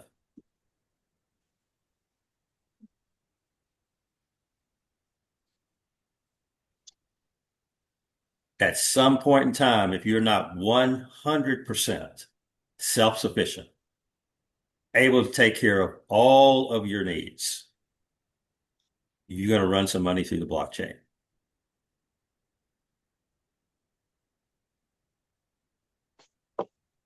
All international shipments, all the black seed oil that's coming into the United States from wherever, payments are going to be reconciled on the blockchain.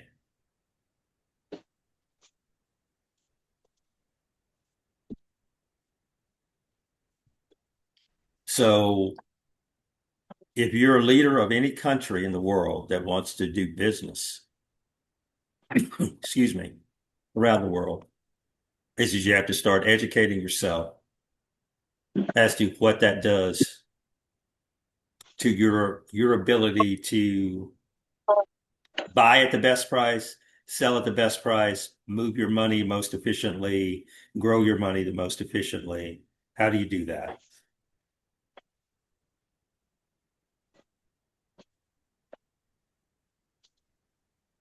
So that was almost a common denominator in all the speeches that were made by all the heads of state and all the bankers.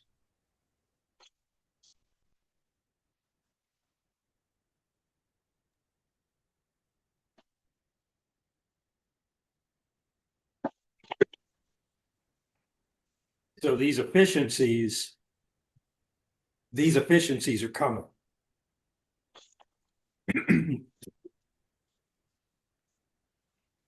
So everybody just needs to be aware that they're coming and position yourself to be able to integrate very smoothly in a way that benefits you and those that you represent.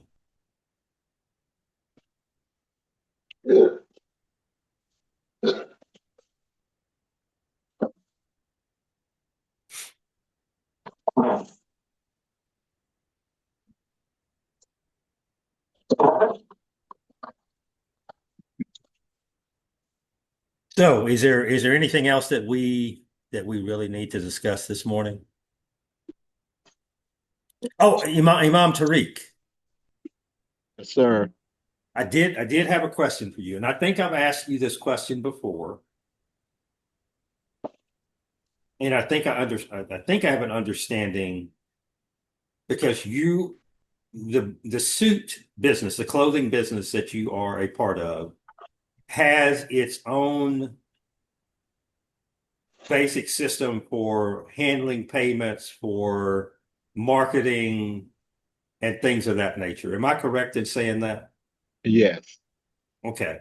And it's very difficult for you to operate outside of that system and not violate those contracts, right? I wouldn't say very difficult. I will have to see, okay, what led you uh, to that question about it being difficult to opt?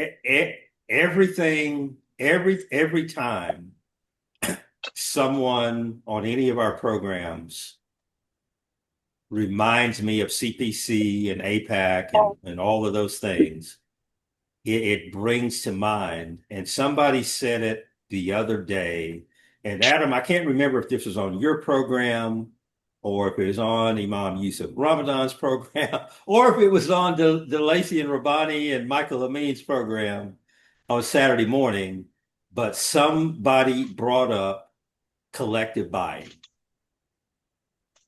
And it seems to come up in some discussion on some program every week that we should be moving more toward that model, or we should, reconstitute that model and all those things. And, every time that it comes up, I think about two specific, say, opportunities to do that without immediately trying to, redo the wheel, recreate the wheel or whatever. And that is Costco and Shopify. Because they're Well, fairly let me easy. just Go respond ahead. at this point on that. If silence though you're asking is wholesale available? Yes, Okay. that is available. And if a person choose to stock the suits, they can do that. I don't stock anything. That's too much. And you never know what size a person's going to have or need. Having inventory, et cetera, et cetera. So that again, that option is available to someone if they want to stock the suit. Let me ask you this question, because where I was going is down the same path, but it's not exactly the same path. Because my thinking is just from my brother, both my brothers were on the distribution warehouse side of Walmart. My middle brother was the regional distribution manager with Walmart for 15 years. And Walmart, during the time that he was at that mid-level executive level, started instituting a system where they bought, their buying was just-in-time buying. And it was to make the best available use of warehouse space. So there were certain things that they didn't stock, but they had access to almost instantaneously. And even like today, Walmart operates in some areas the same way Amazon does. They don't have it, but if you have it that afternoon, you buy it in the morning and have it in the afternoon from Walmart, even if you have to go to the store that's in your neighborhood to pick it up. Their system is that efficient. It's an incredible, it's a marvel. Walmart's system is a modern marvel. It's probably the best in the world. So if someone's buying a suit from you, they go to a tailor, they get their measurements, they send those measurements into you. There's a timeline of when that suit is delivered to them. And I don't know what that timeline is. And just for purposes of discussion, let's say that's 10 days. And you're right on point. It's seven. It's turnaround is anywhere from 7 to 10 business days. Right. Okay. Yeah. So you personally don't have to inventory that suit. None at all. Right. But on any I given day on the proper platform, you could sell 100 suits. True. Now, one of the things I may do I do if the person is local, particularly, or if I'm somewhere, and most of the time when I leave here going in, basically, just say I'm going to my hometown. It could be just for a day or two, just 3 hours from here. I take my measuring tape with me in my notepad with me, and everything, and there it is. Yeah. Okay. And I handle it right on spot. Right. But you could not possibly necessarily see 100 people on that stuff. You could, repeat that. but Yeah. you probably don't see 100 people on that stuff. Right. But you could. If there were 100 people that were lined up to get measured, you could do it. Of course. Right. So then it really comes down to the platform that you're currently on. Is that platform giving you enough exposure for there to be 100 of you taking 100 measurements?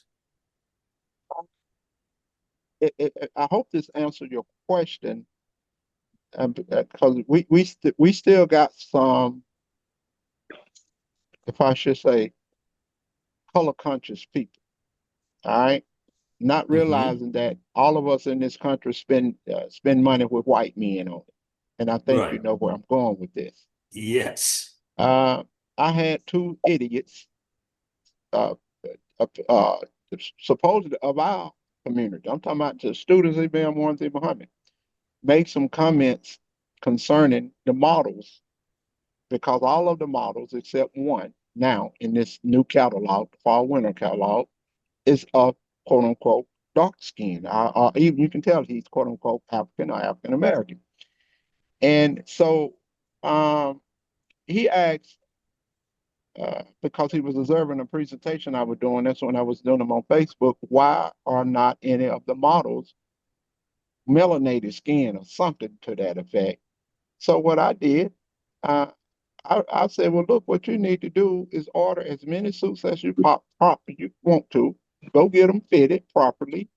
Take some professional images and send to me, and I'll use you as a model and pay you a commission if any sales come from that.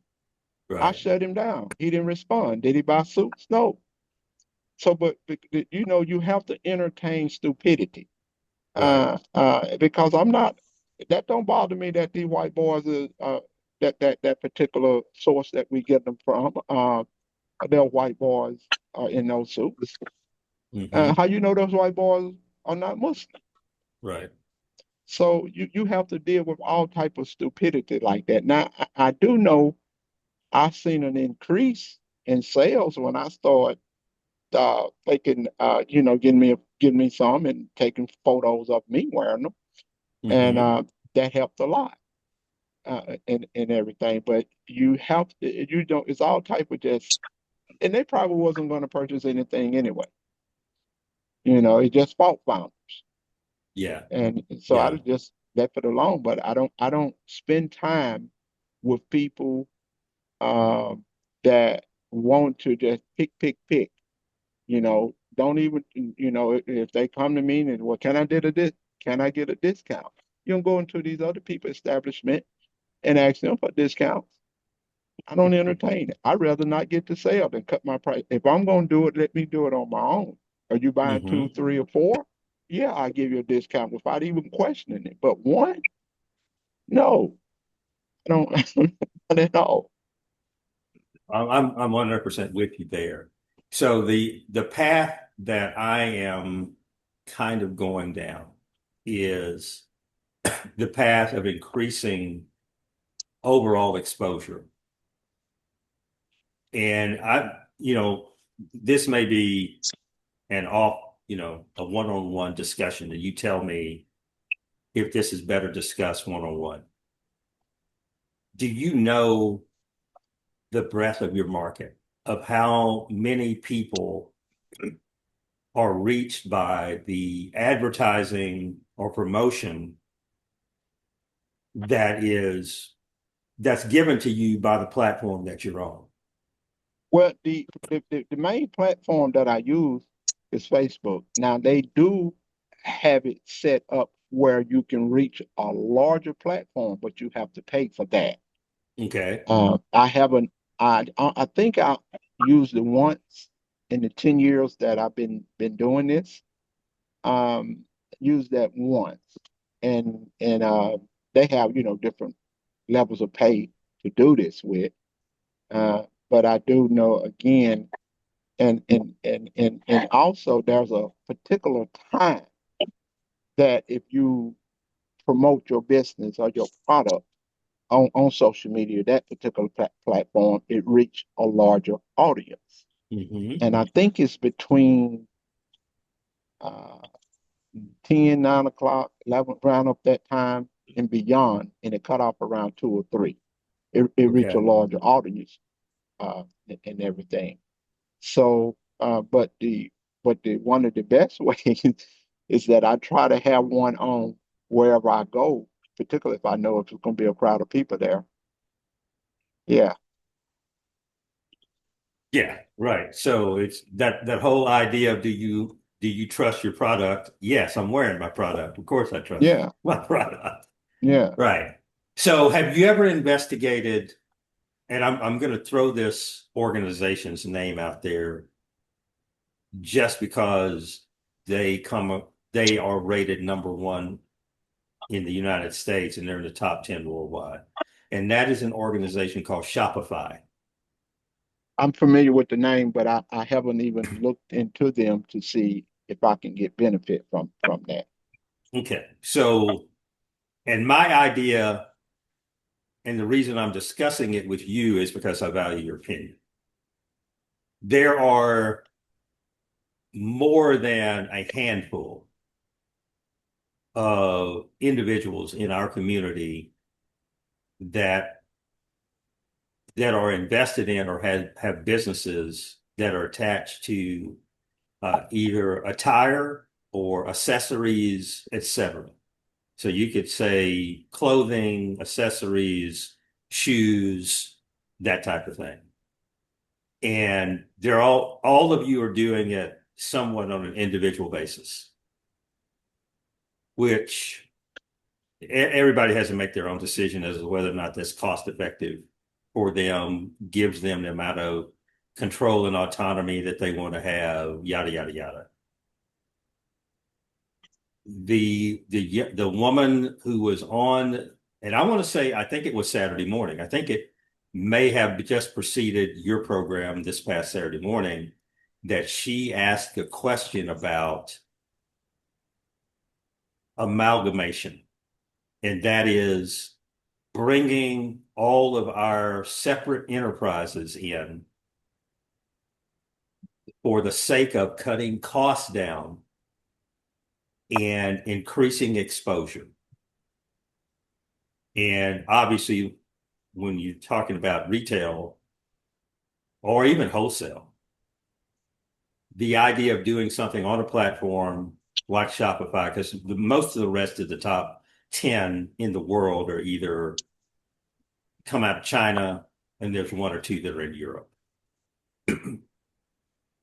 But Shopify is North American in nature, easy to understand, cost structure, revenue distribution structure, so on and so forth. That if everyone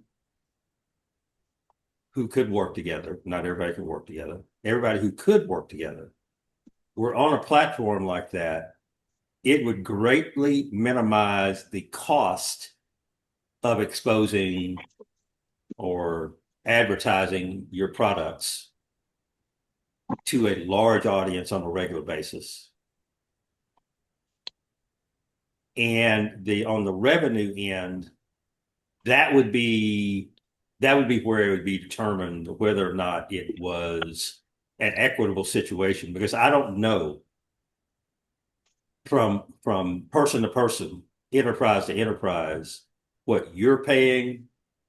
When somebody spends $400 on a suit with you, of how much of that actually ends up in your accounts, what the platform takes, so on and so forth. If there's a sliding scale, I mean, that would take some analysis on everybody's part to see if it actually worked for them.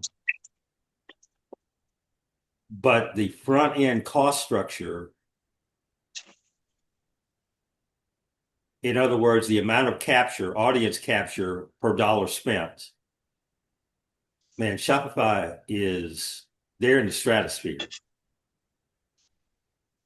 The number of eyeballs, the number of clicks, the number of visits that they get for the amount of money that is spent is ridiculously inexpensive.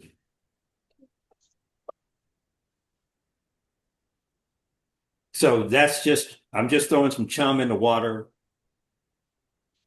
because I think that, again, in our community, we have some individuals like yourself that have quality products that maybe could benefit from a larger audience. Well, let me say this right here, since you put that price tag on them. That is about right. It's five. I know. But wait a minute. I don't want nobody to run away. Somebody might be interested. But look, that is the top one, right around the top price, based on the fabric. Because Okay. it's two categories of 100% wool, Super 150, Super 140s, a wool silk blend, a high quality poly rayon, and then a lower quality, and then a microfiber. So the lowest price point would be probably right around about $199 included. That's including shipping and handling and everything. So, but I just wanted to make mention. So yeah, but of that, yeah, and everything. And look, and since you brought it up, we have, currently winter coats and jackets are available. And I say currently because they only available seasonally. Dress shirts are available year round, and also men jeans, 100% cotton. Men jeans are available a year round too. Okay. Edward is a pretty good chump chunker. Yeah. My boss back in the day, back in the 80s, I was much more of a chatterbox right out of college, because you come out of college and you think you know everything, right? So you used to sit around the office, and the president of the company, he really liked me. He really took me under his wing, and he would go, "Okay, Edward, what bit of useless information do you have for us today?" Because I was always coming in with something I'd read in Wall Street Journal, or whatever, and I was handy with the next thing. But I've always been a reader and investigator of different things. So you demonstrate not just talk. I don't know. Sometimes I was joking with I really wasn't joking. I was telling the truth to someone earlier this week, of a very, very good friend of mine who calls me Mr. Google, and she doesn't say it as a positive. She kind of throws it out there as like, "You're a know-it-all," kind of thing. And it's humorous, because she never stops asking me questions. Right. But in light of Imam Tariq's saying I nailed the price point, I have no idea where that comes from. I had no idea. I just $400 sounded about right to me. Well, I value it. I really do. And we need these different perceptions and skill sets to be successful materially. So, Assalamu alaikum, Sister Khalida. It is great to have you with us this morning. Wanted to bring up a couple of things that you probably missed that we talked about earlier. So, beginning next Sunday, and this is a test. This may not be permanent, though it kind of sounds like it might be a permanent adjustment. We're going to start the meetings an hour later. So to integrate ourselves so that people can spend an hour roughly with Study Al-Islam and then come into our program, those people that want to. And we are also, and maybe you can help me with this, Imam Talib is going to supply me with the contact information for Sister Marcia and also Sister Fitra's daughter who would Study Al-Islam. And I think, correct me if I'm wrong, but I believe it may have been your suggestion that we look at doing things on another platform, just seminars. So we talked about that this morning, and we talked about potentially doing our upcoming financial seminars on Study Al-Islam's platform. So once I get that information, I want to formulate a inquiry to them, request, whatever we want to call it, to begin discussions about potentially doing that. And I know that you're a good communicator. So maybe once we're kind of set up to make that inquiry to them, that you can help structure that communication.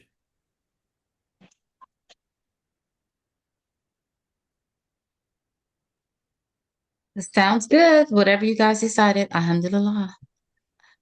I know that I mean, really, because I don't, I used to tune in a lot, but it's like my Sunday mornings I'm teaching now, so that's why I'm not even here.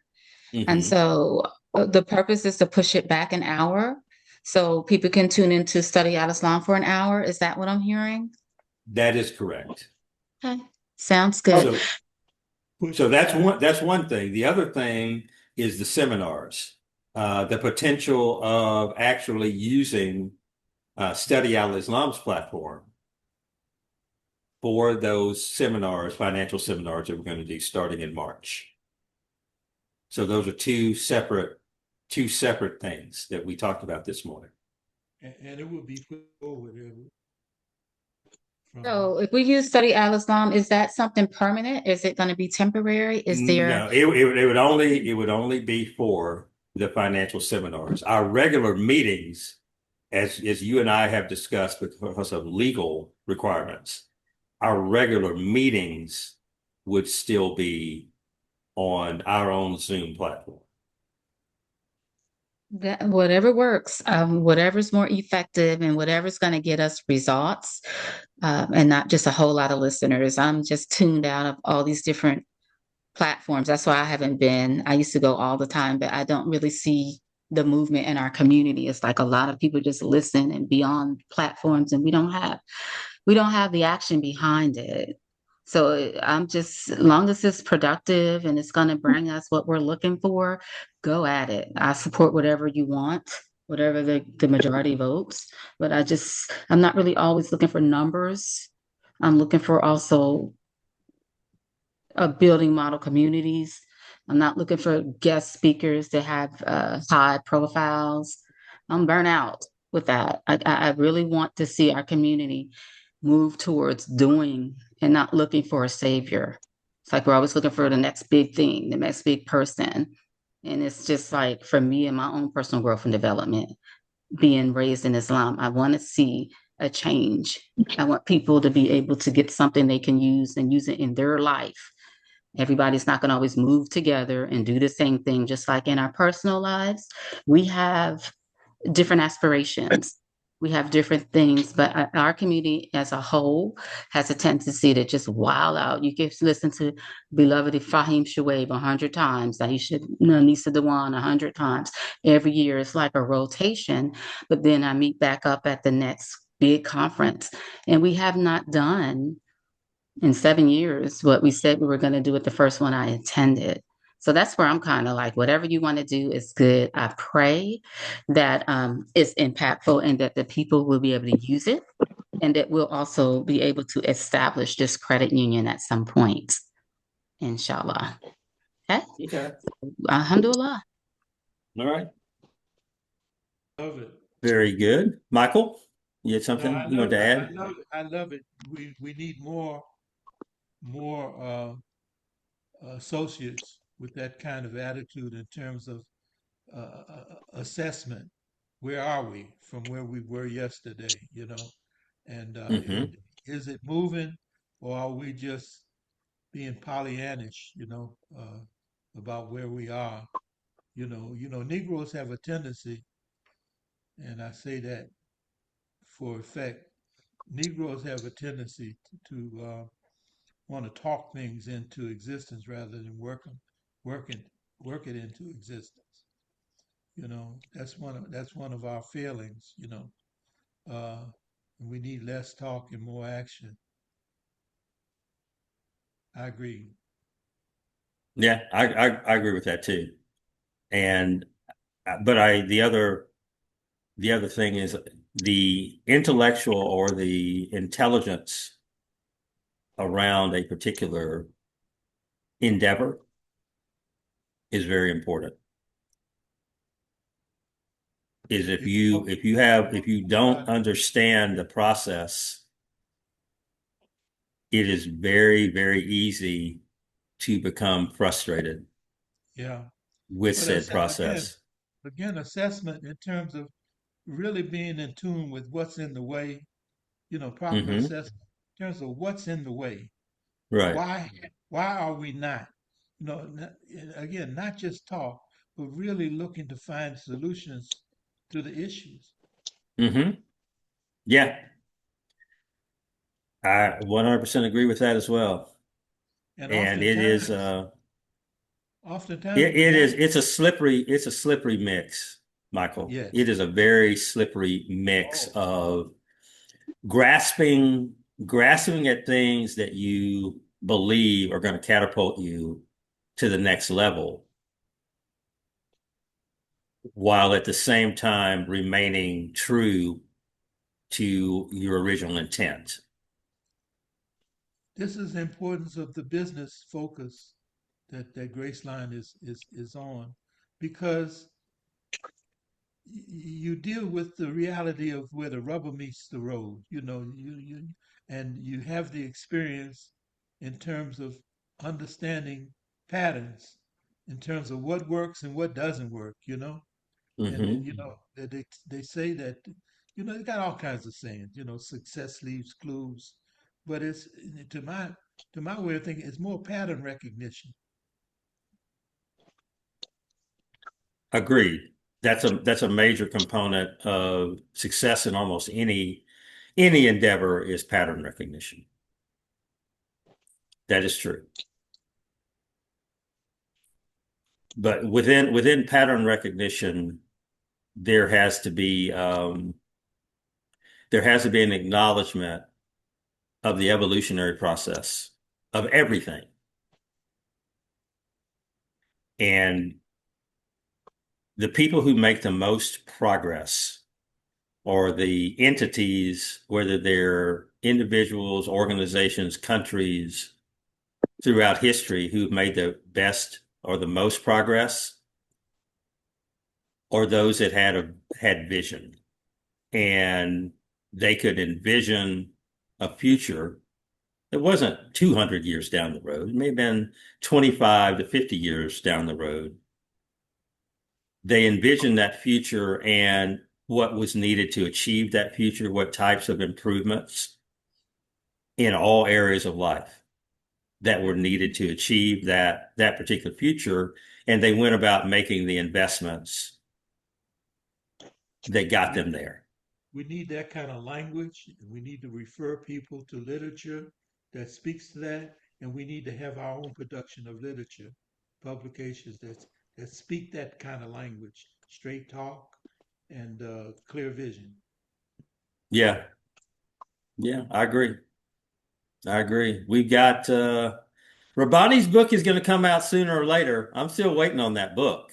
Yeah, I was supposed to help him with that, and I got off into the weeds.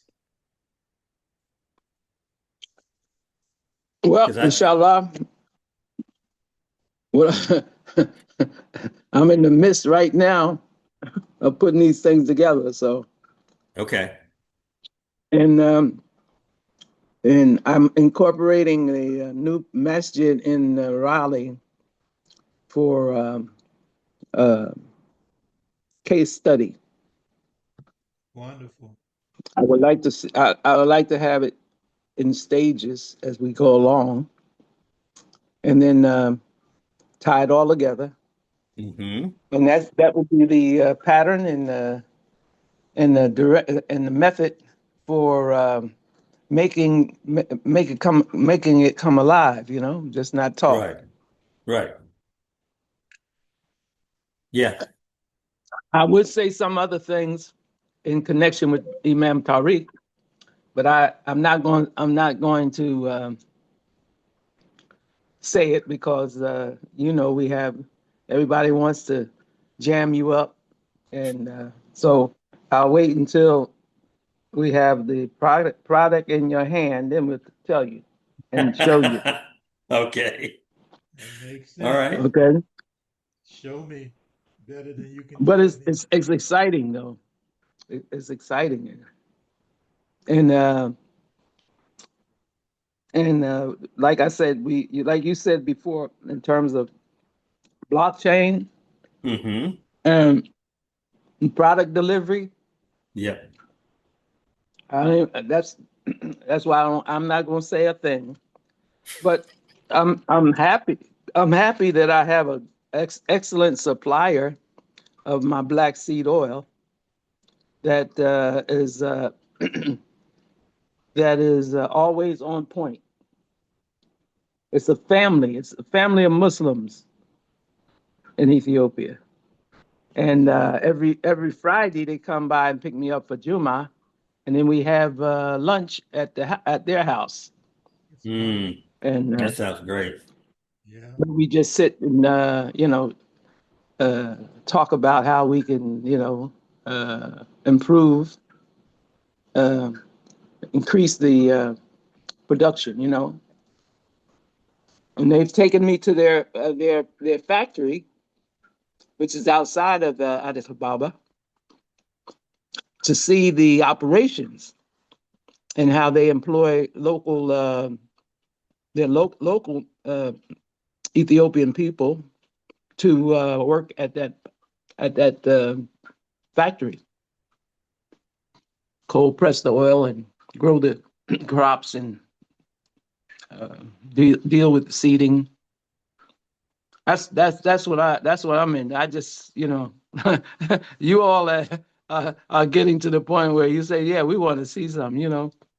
That the Indians had a totem pole, and the totem pole represents the growth of that particular tribe. Mm-hmm. So so I don't know about our totem pole, but we have to we have to start getting Well, perspective. Adam, no, I mean, Rabani, you have a product. It has labels on it. I can purchase your Oh, product and yeah. I can expect delivery in a certain period of time. The Mhm. brothers in Atlanta that have the detergent, they have a Mhm. product. It has a Mhm. label on it. I can order and pay for the product. I expect it to arrive in a certain period of time. That's right.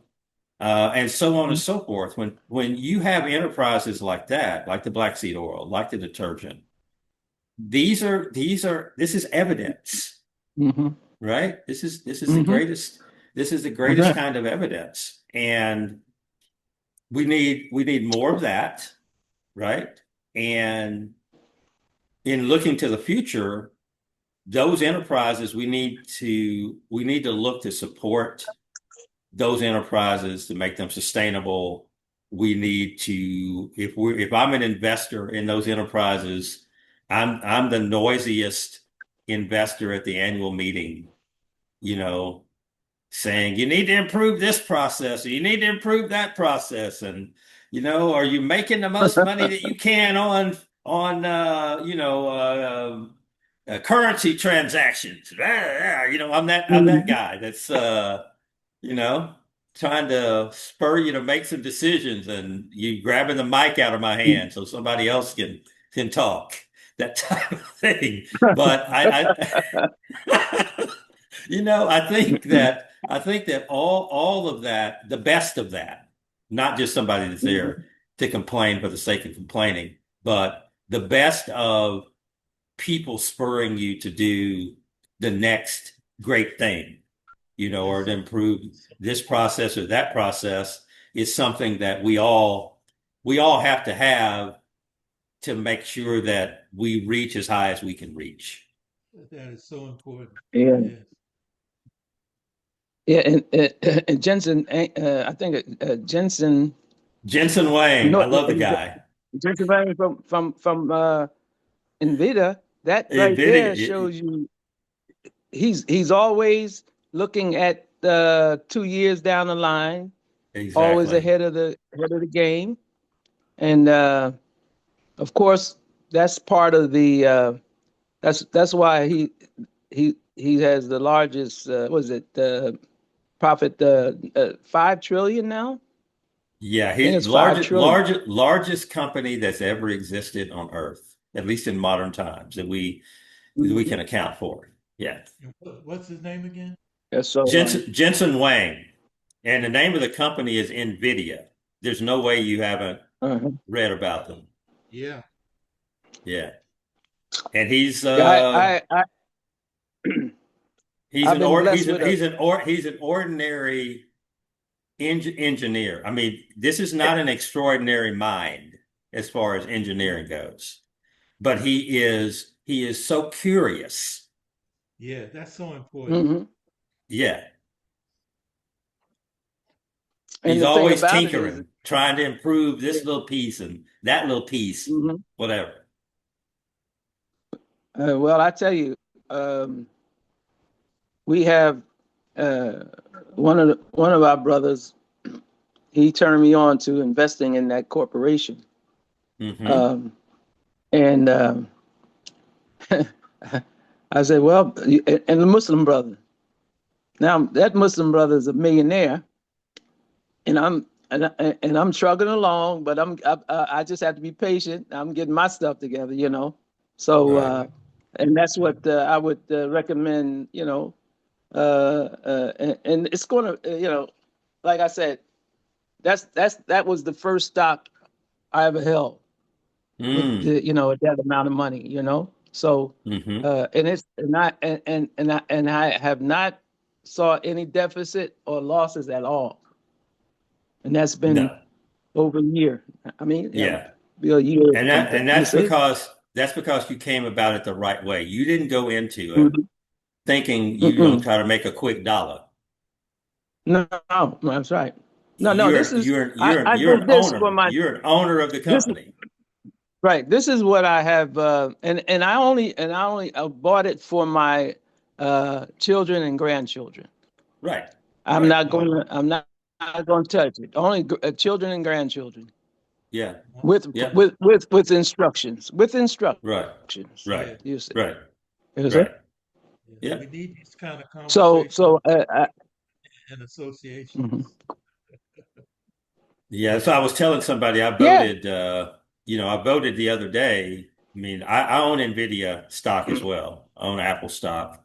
So we had our, all of the voting for the board of directors and voting for, initiatives of Apple came up the other day, and I voted, got my vote in for everything. And I was telling my son, Tim, and I can't remember Tim's last name, the CEO of Apple.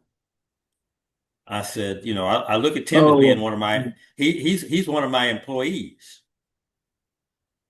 That's right. I'm Yeah. one of the, I'm a stock owner. I'm an owner of the company. He works for me, Yeah. Mhm. Mhm. right? And he was one of the votes on there was whether to extend, some new stock options to him, Mhm. right? And I Mhm. had to think, had, has he been a good employee? Do I think he's owed this bonus, right? Because I Mhm. mean, just because you got the title, I may not like some of the decisions you made, Uh-huh. right? And I That's have to what have to think like that's why I that, keep yeah, and that's why I keep good people, man. Because I might not get paid that whole month, but I make sure that they get their money. right? Right, You see, right.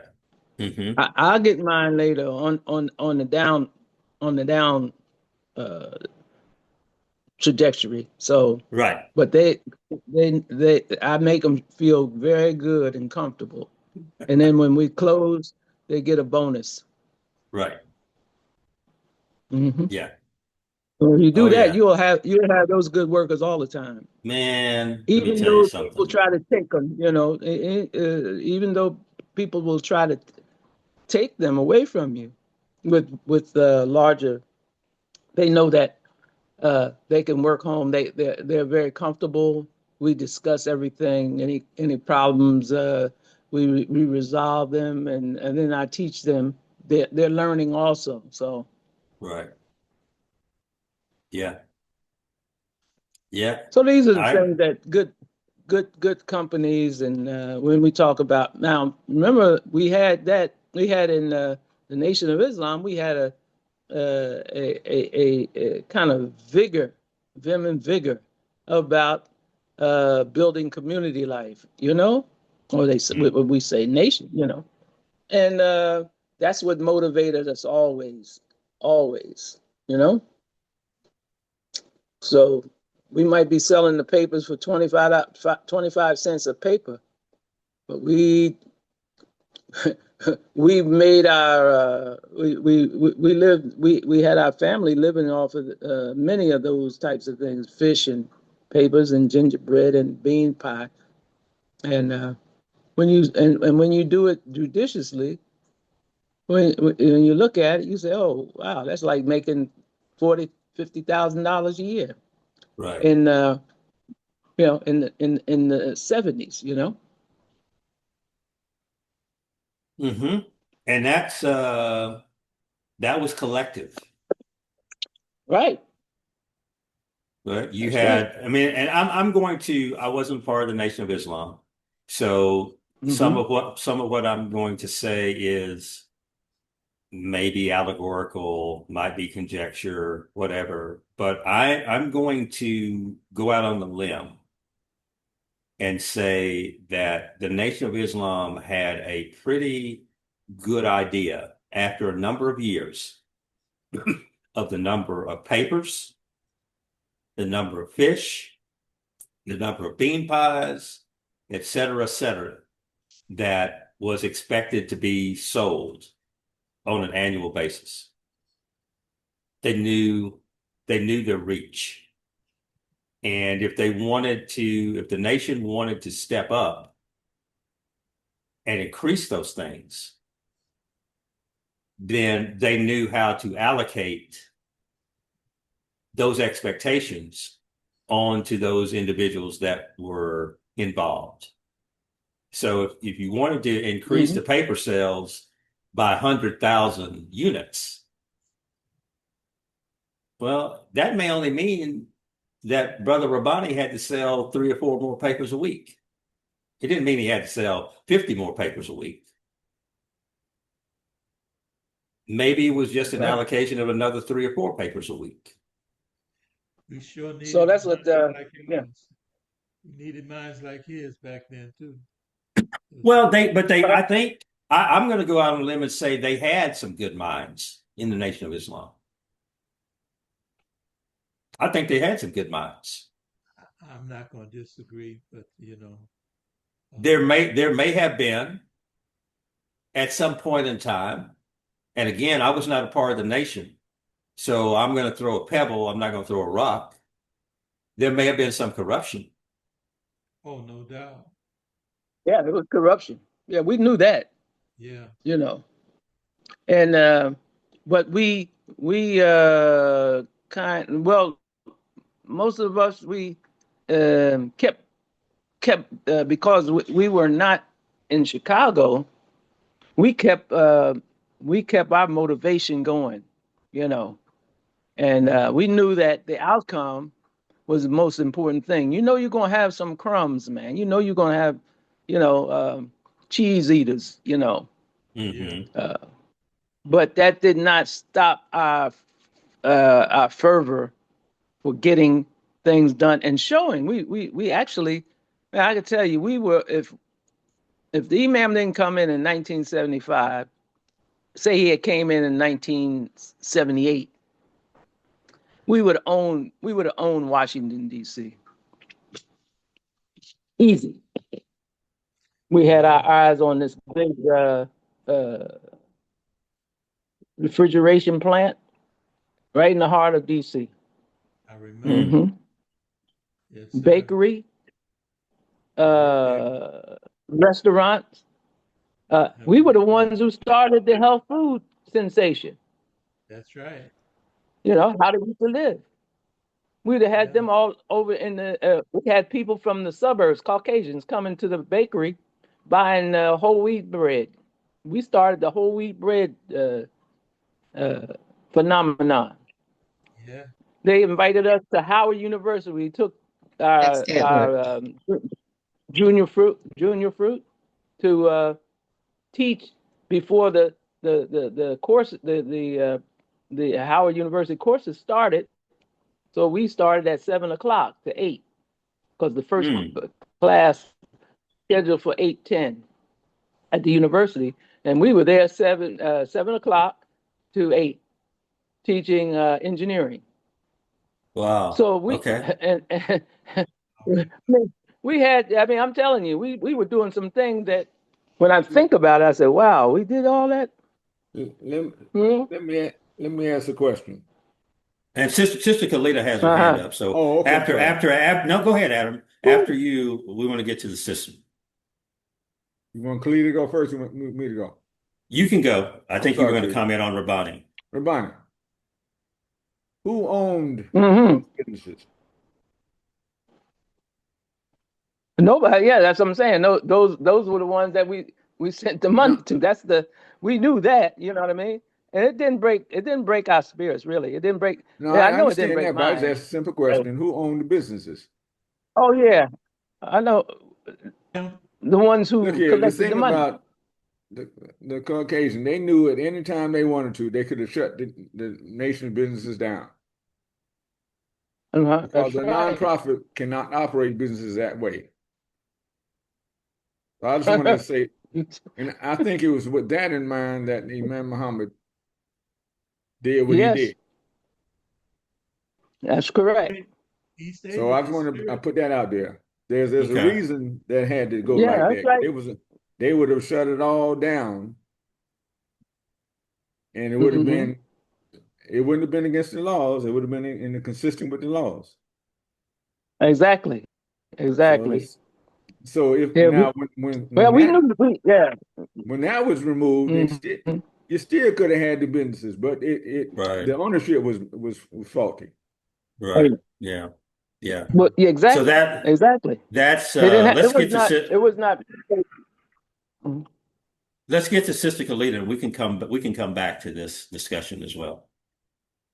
Go ahead, Got to sister. go and Yeah, assalamu alaikum. It's been maybe what 2 months maybe since I've been able to tune in. Hmm. As since I've been teaching Sister Clara Muhammad's school here at the masjid. But I just wanted to make myself clear because I don't want to be the damper, but I just want to see more of individual productivity. I work with young adults. We had a debate yesterday, and they were basically just talking about truth and honesty. They were teenagers. So we had our first teen debate with the Sister Clara Muhammad Weekend School at or Strong Inn at Masjid Al-Shahid. And some of the feedback we always get is they want to see more production amongst us, the people that they look up to, their family, the people in their masjids, and that is what's going to get them connected. They're not wanting to outsource everything or always look for something else. If you're within a group, you have an obligation to bring the best of what you have to that group and branch out and get resources. And so from my experiences working with different groups, different organizations here, it's like we have a lot of excellence within, but we don't believe in ourselves. We're always looking for, like I was saying before, I wanted to clarify it because I didn't want to sound like I'm poo-pooing on someone else's aspiration, because I'm not. I want for my brother and sister what I want for myself. I've always been like that.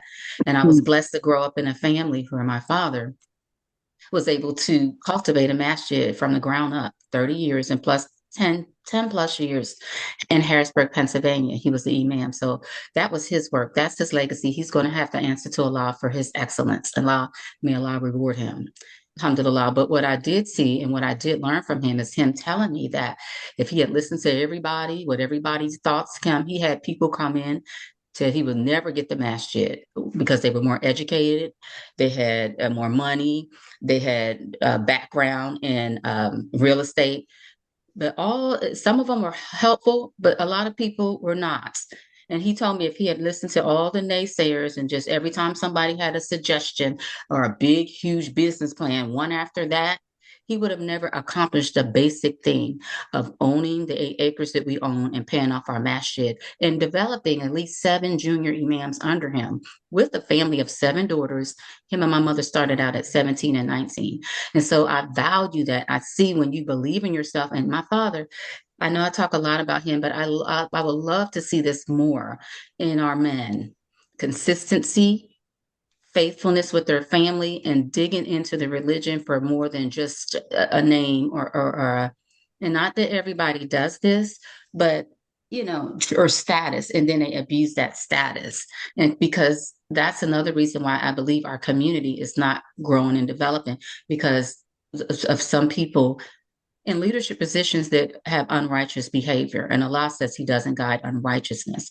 So just with anything, making sure our niyyah and our intent is correct, and that we also self-study, self-reflect, and then branch out. Like I love what we're going to be doing with the Study Al-Islam. A Sister Fitra, beautiful sister. She's been here to Charlotte. She served on our panel. She was very close with Dr. Deborah Majid. That's how I met her. She came here to be with her. But I would love to see more of that. Everybody has something to bring to the table. Just believe in yourself and don't poo-poo on other people's ideas. Support each other, no matter how small, because you don't know who's going to be the next, Barack Obama, so to speak, like I tell my students. But believing in ourselves and stepping out and educating ourselves and moving with just what you have to offer will help us more than reminiscing and talking about a lot of things like that young adults aren't really familiar with. History is important. Save it, build upon it, but finish your story. Begin what you're going to contribute so we can have success, because, a lot of the generations are not as familiar with one another or what has happened, but what they are familiar with is the stagnation and the complacency that they see when they go off to college, they come back, we still haven't accomplished what we set out to do. So just working together and getting things done, I help us all, I think. And I'll stop there. Assalamu alaikum. Walaikum assalam. No, I think that hit the nail on the head. I mean, that's a large part of, I know what we discuss on a regular basis and what we are going to be acting on going forward. And really a large part of what our discussion was about today, because to actually make those accomplishments bring them to fruition sometimes requires some new initiatives and some new way of thinking about getting there. That's true. And in some cases, it takes going back and revisiting, as Adam was saying, and what Rabani and Adam were talking about a few minutes ago. There were some visible successes that the Nation of Islam had. You could benchmark those levels of success as those enterprises grew. Now, as Adam said, they made some mistakes in how those enterprises were administered, how they were run. And there may have been an overreaction when that was all brought to light.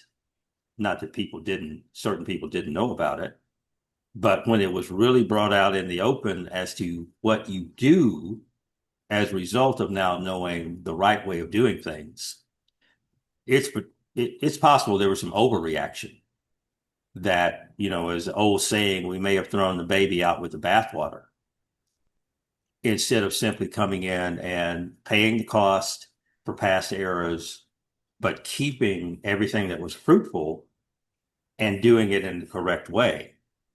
Well, we have all that knowledge base now. I mean, those mistakes were made, and I'll go out on the limb and say that those mistakes were learned from. We now have a knowledge base of how things should properly be set up and run. What we've lost is we've lost that total immersion that the community had in those activities during that time period. And I heard Imam Muhammad say in a lecture that he gave, and I'm going to go out on the limb and say it was 2002, I think. It's somewhere in that time frame where he was actually talking about, I guess somebody had brought up CPC, APAC, whatever, and reconstituting something like that. And he made the comment that all of the businesses that were under those umbrellas were flourishing. And he talked about, and correct me if I get this name wrong, Supreme Fish or Fish Supreme in Atlanta, that those were the fish restaurants that we had, and the people who are doing that now are doing it better than we ever did it back in the nation. And he mentioned several other businesses. Well, I was involved in DC in Shabazz Bakery, Mm-hmm. from opening it up, from a closed down bakery facility. It's now located where I think the Clara building is now.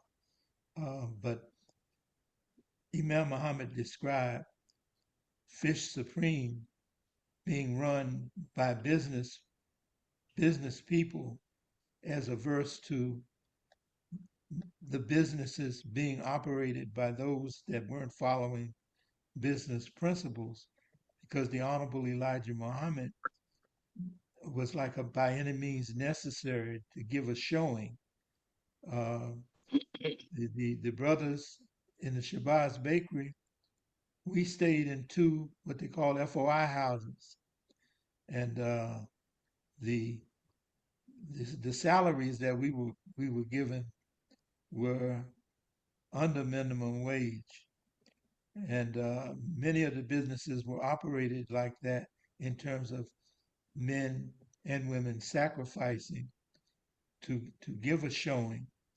But when the imam came in, he said no more of that, and we had a deficit in people that knew how to run things. The bakery, we had a genius young man who was married. I mean, who was managing, Brother John, and Brother John got the crap beat out of him because he didn't fall in line with that left face, right face stuff. But he was ingenious in terms of managing the resources that we had available to produce those quality products. And yeah, that history really needs to be shared by us that were involved in it. And the imam was right on in terms of we didn't have the qualified people to really move forward like you're talking about, Brother Edward. And as soon as he insisted on business people running operations like Fish Supreme, those businesses shot, you know, they shot out, Hmm. they yeah. So we learned from those experiences that we've got to have qualified people, you Right. know, and we're seeing more and more progress because we do have qualified men and women to help us, but we need more show, we need more concrete evidence that we have something that's excellent. Right. I agree, and I have some ideas. I've thrown out bits and pieces of ideas in the past. I have purposely not put all those ideas on the table, but I do have some ideas on how to accomplish some of that. I do, a big thing with me, and I think everybody on this call would appreciate what I'm about to say, is I'm moving myself into a position that I would be one of the people taking the biggest risk on backing what I believe. Allahu Akbar. That's the spirit. So, but even before that happens, I think it's important. CWSC tries to do this with people registering uh, what they do, how well they do it, where they are, all those things to be of assistance. If anybody wants to get into that database and is looking for help in any area, you have that roll call of people who have registered their name. But across in our communities across the country, to the extent that I know, and I'm always open for correction on anything that I say, I'm just not aware of there being consistently any census of our communities across the country of the numbers of members that we have, who those members are, how many family units, how many professions are represented in those communities to actually know what we're working with. I agree. And the ability to look for, and I'm a little prejudiced because of my two sons are under 40 years old, but I'll expand that and say looking at young men and young women who are under 50 years old who have a 20-year time horizon that the community can invest in. That not only are we going to put them to work in our masjids, but we have to start looking at ways, opportunities as communities to assist them in growing their individual enterprises, their businesses, their careers, things of that nature. But Excellent. Excellent. most of us don't even know where to start because we don't really know. I mean, you have to go around pulling people's coats and asking them who they are and what do you do? What are you studying? What kind of business are you in? Who do you work for? You have to run people down to get this information, and that happens, you know, and you send business to somebody who is an associate, young associate at a law firm. You try to make sure that if you have any business, you kind of get it to them, or somebody who's starting an accounting business or something. You try to suggest go see so and so on Edward, and so forth. We try to do those things. I think we need to be more efficient Edward, in that. I agree with you. And that's it doesn't have some of the masjids are not qualified to deal with the educational, not just the education, the skill sets that many of these young people have. And so I'm of the opinion that a number of things need to be done outside of the masjid until the masjids can be the kind of environment that these young people really need. Uh, it's too much of an atmosphere of dysfunctionality in many places. You know, a lot of places don't even have a viable committee structure. How you gonna get anywhere if you don't have a means by which you can have your public engage in progress? We're I dealing with agree. I agree with you. I agree with you. we're And dealing with that right now here in Jacksonville. We've right. got a projection of a worldwide ministry, but the local community is not doesn't even have a committee structure. Hmm. Now you're saying at any of the masjids in Jacksonville? I'm saying in the one particular one that I'm engaged in, I think they Hmm. have it it it's it may be a little less so at the original masjid on Commonwealth, but I know where I attend on a regular basis, we don't even have a committee structure. Okay. So that goes back to a discussion we probably had a year ago here at Graceline, where we were talking about how do you bring how do you bring those types of structures into place? Yes, And of course you want to start at the individual local masjid level. Is you want each and every masjid to start to straighten itself out, to start to put systems and operations in place that help that masjid to thrive. And from there, you go to the state level. I mean, we all have a state imam typically in most states, and we have a regional imam. And then, we have the conveners, the national conveners of imams. At every level, there needs to be a structure in place that identifies everything about that community, that community is doing well, obviously that community needs improvement in, and there needs to be some guidance, sustainability of the wonderful things and guidance toward obviously improving the things that the masjid is not doing well. And that then goes to the state level and the regional level and so on and so forth. But that calls for immersion of the people at these different levels in what is actually going on under their purview.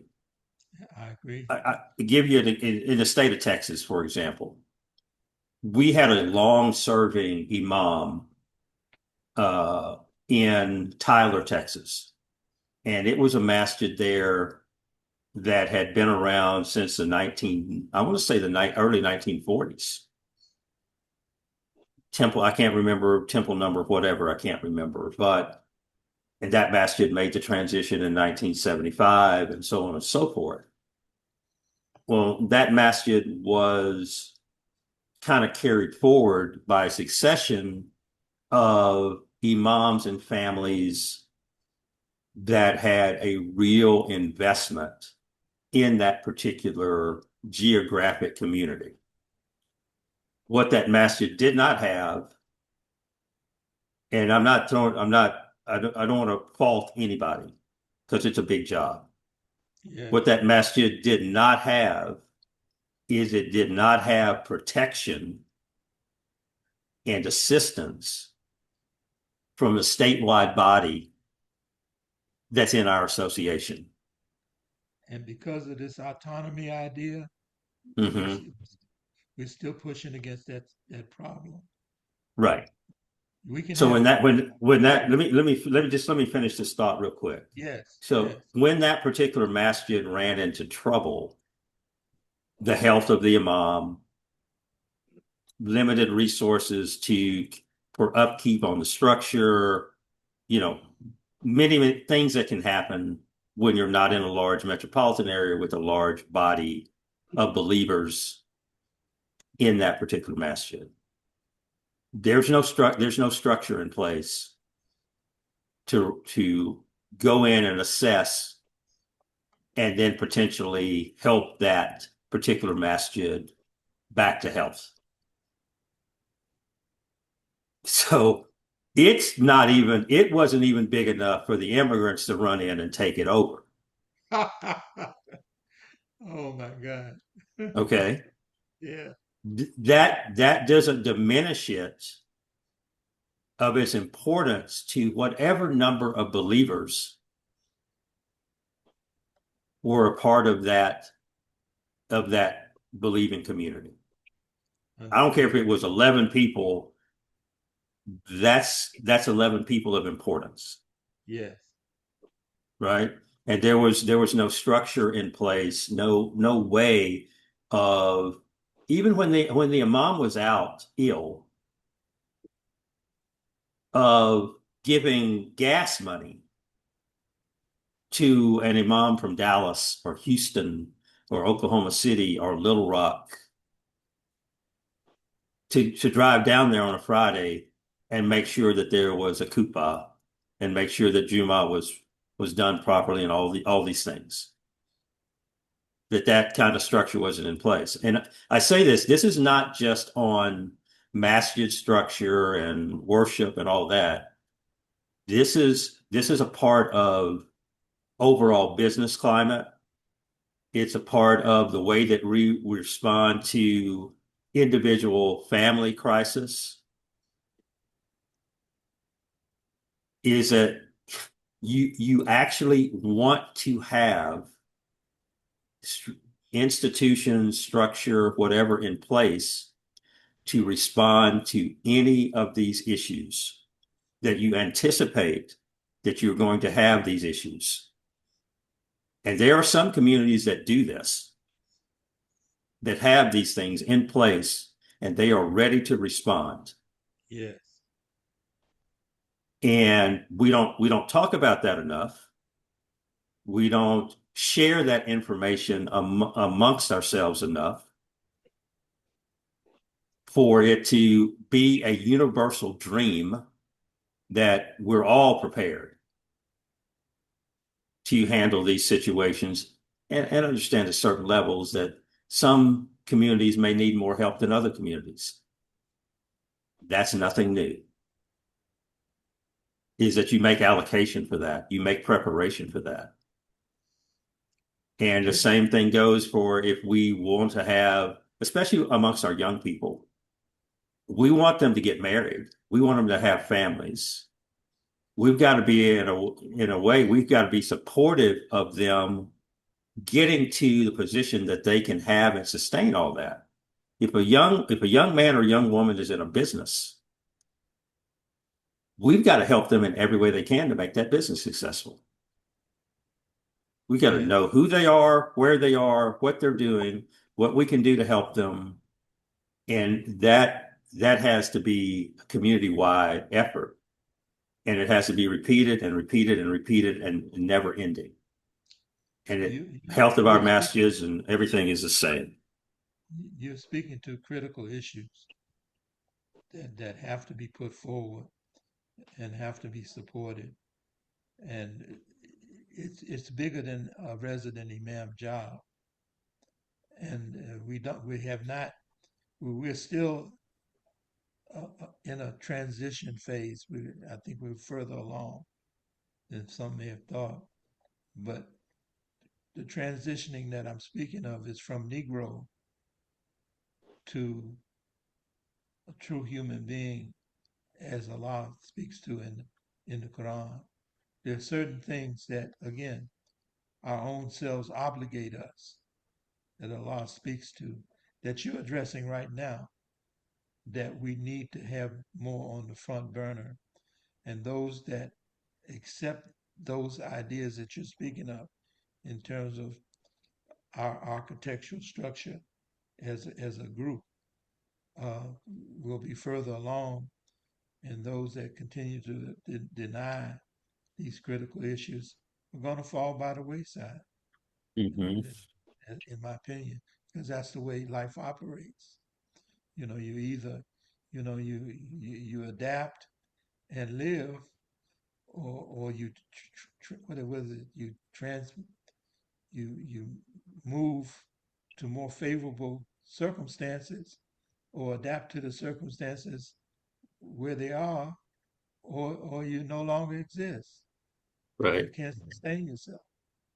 So I really value what you're sharing, Edward, and we need more on the page that you're on.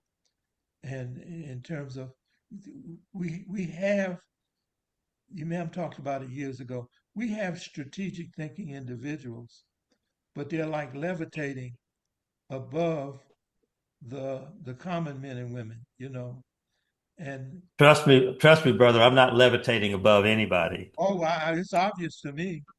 No, no. I It's mean, obvious. I'm just saying we I need more. We need am, more.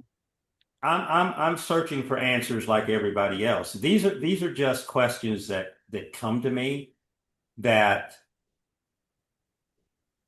I know in individual instances, like with this particular group and some other people that I'm aligned with within our community. I know that there's a great reservoir of talent. There has to Absolutely. be. Yes. Um, and as Sister Kalita was saying, we're not showing evidence of that on a level that I think any of us would be pleased with. We have some individual successes. You know, all of us on a weekly basis probably think of or mention the Clara in Washington, D.C., or we'll talk about something in Atlanta, or we'll talk about, Rabani, the projects that he's working on in Miami and Raleigh. And Yeah. lately I heard him mention that what he's working on in Charlotte is coming to fruition. We have these instances where we're starting to see some long fought wars being won, right? Some projects that we're Yes. working on in the community. At some point, these types of successes should be commonplace I agree. because I think the talent base there, the knowledge base, the willingness to roll up the shirt sleeves and go to work amongst a certain group of people. And I know you mentioned that small group of people often enough. This is a very complex world that we live in. And it becomes progressively harder for small groups of people without large amounts of capital to make things happen in this very complex environment. I agree. Because I can tell Brothers, you, I'm gonna have to go and make a all right, lot. I'm gonna have to go and everybody. make a lot. Okay. It's about All right. it's my time too. It's time for Zura here, brother. So I understand exactly where you're coming from. So we'll close out here in a minute. But Okay. we have to somehow invigorate a larger part of our base of believers I to agree. be invested in the things that we need to do to move our community forward. And I mean invested in without I'm going to put something in today expecting to take something out tomorrow. No. A That would be longer term view of their investment. Maybe what's the old adage about I'm planting a seed today, but it'll be shade for some generation, 4 or 5, generations down the road. I'll never sit under that shade tree. we need more of that reality. Yeah, We that kind of thinking. it's And been and addressed. I'm at a loss. I'm not a good enough motivator to inspire people, a large group of people to do that. And I don't want to wait on the Savior to be that inspiration. I just think that a larger number of us need to work at motivating and getting people moving to accomplish some of these things. I But agree. that being said, and the time that it is on the clock, and it is time for Salat for many of us. Yes.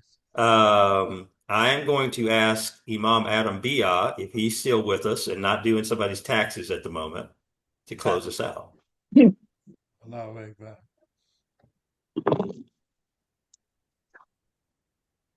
And if Adam is doing somebody's taxes at the moment and cannot join us and close us out, I'm going to ask Imam Michael Hameen with his Imam cap in his pocket to close us out. I'm going to have to pass because I need to step away. Okay. Rabani, will you close us out?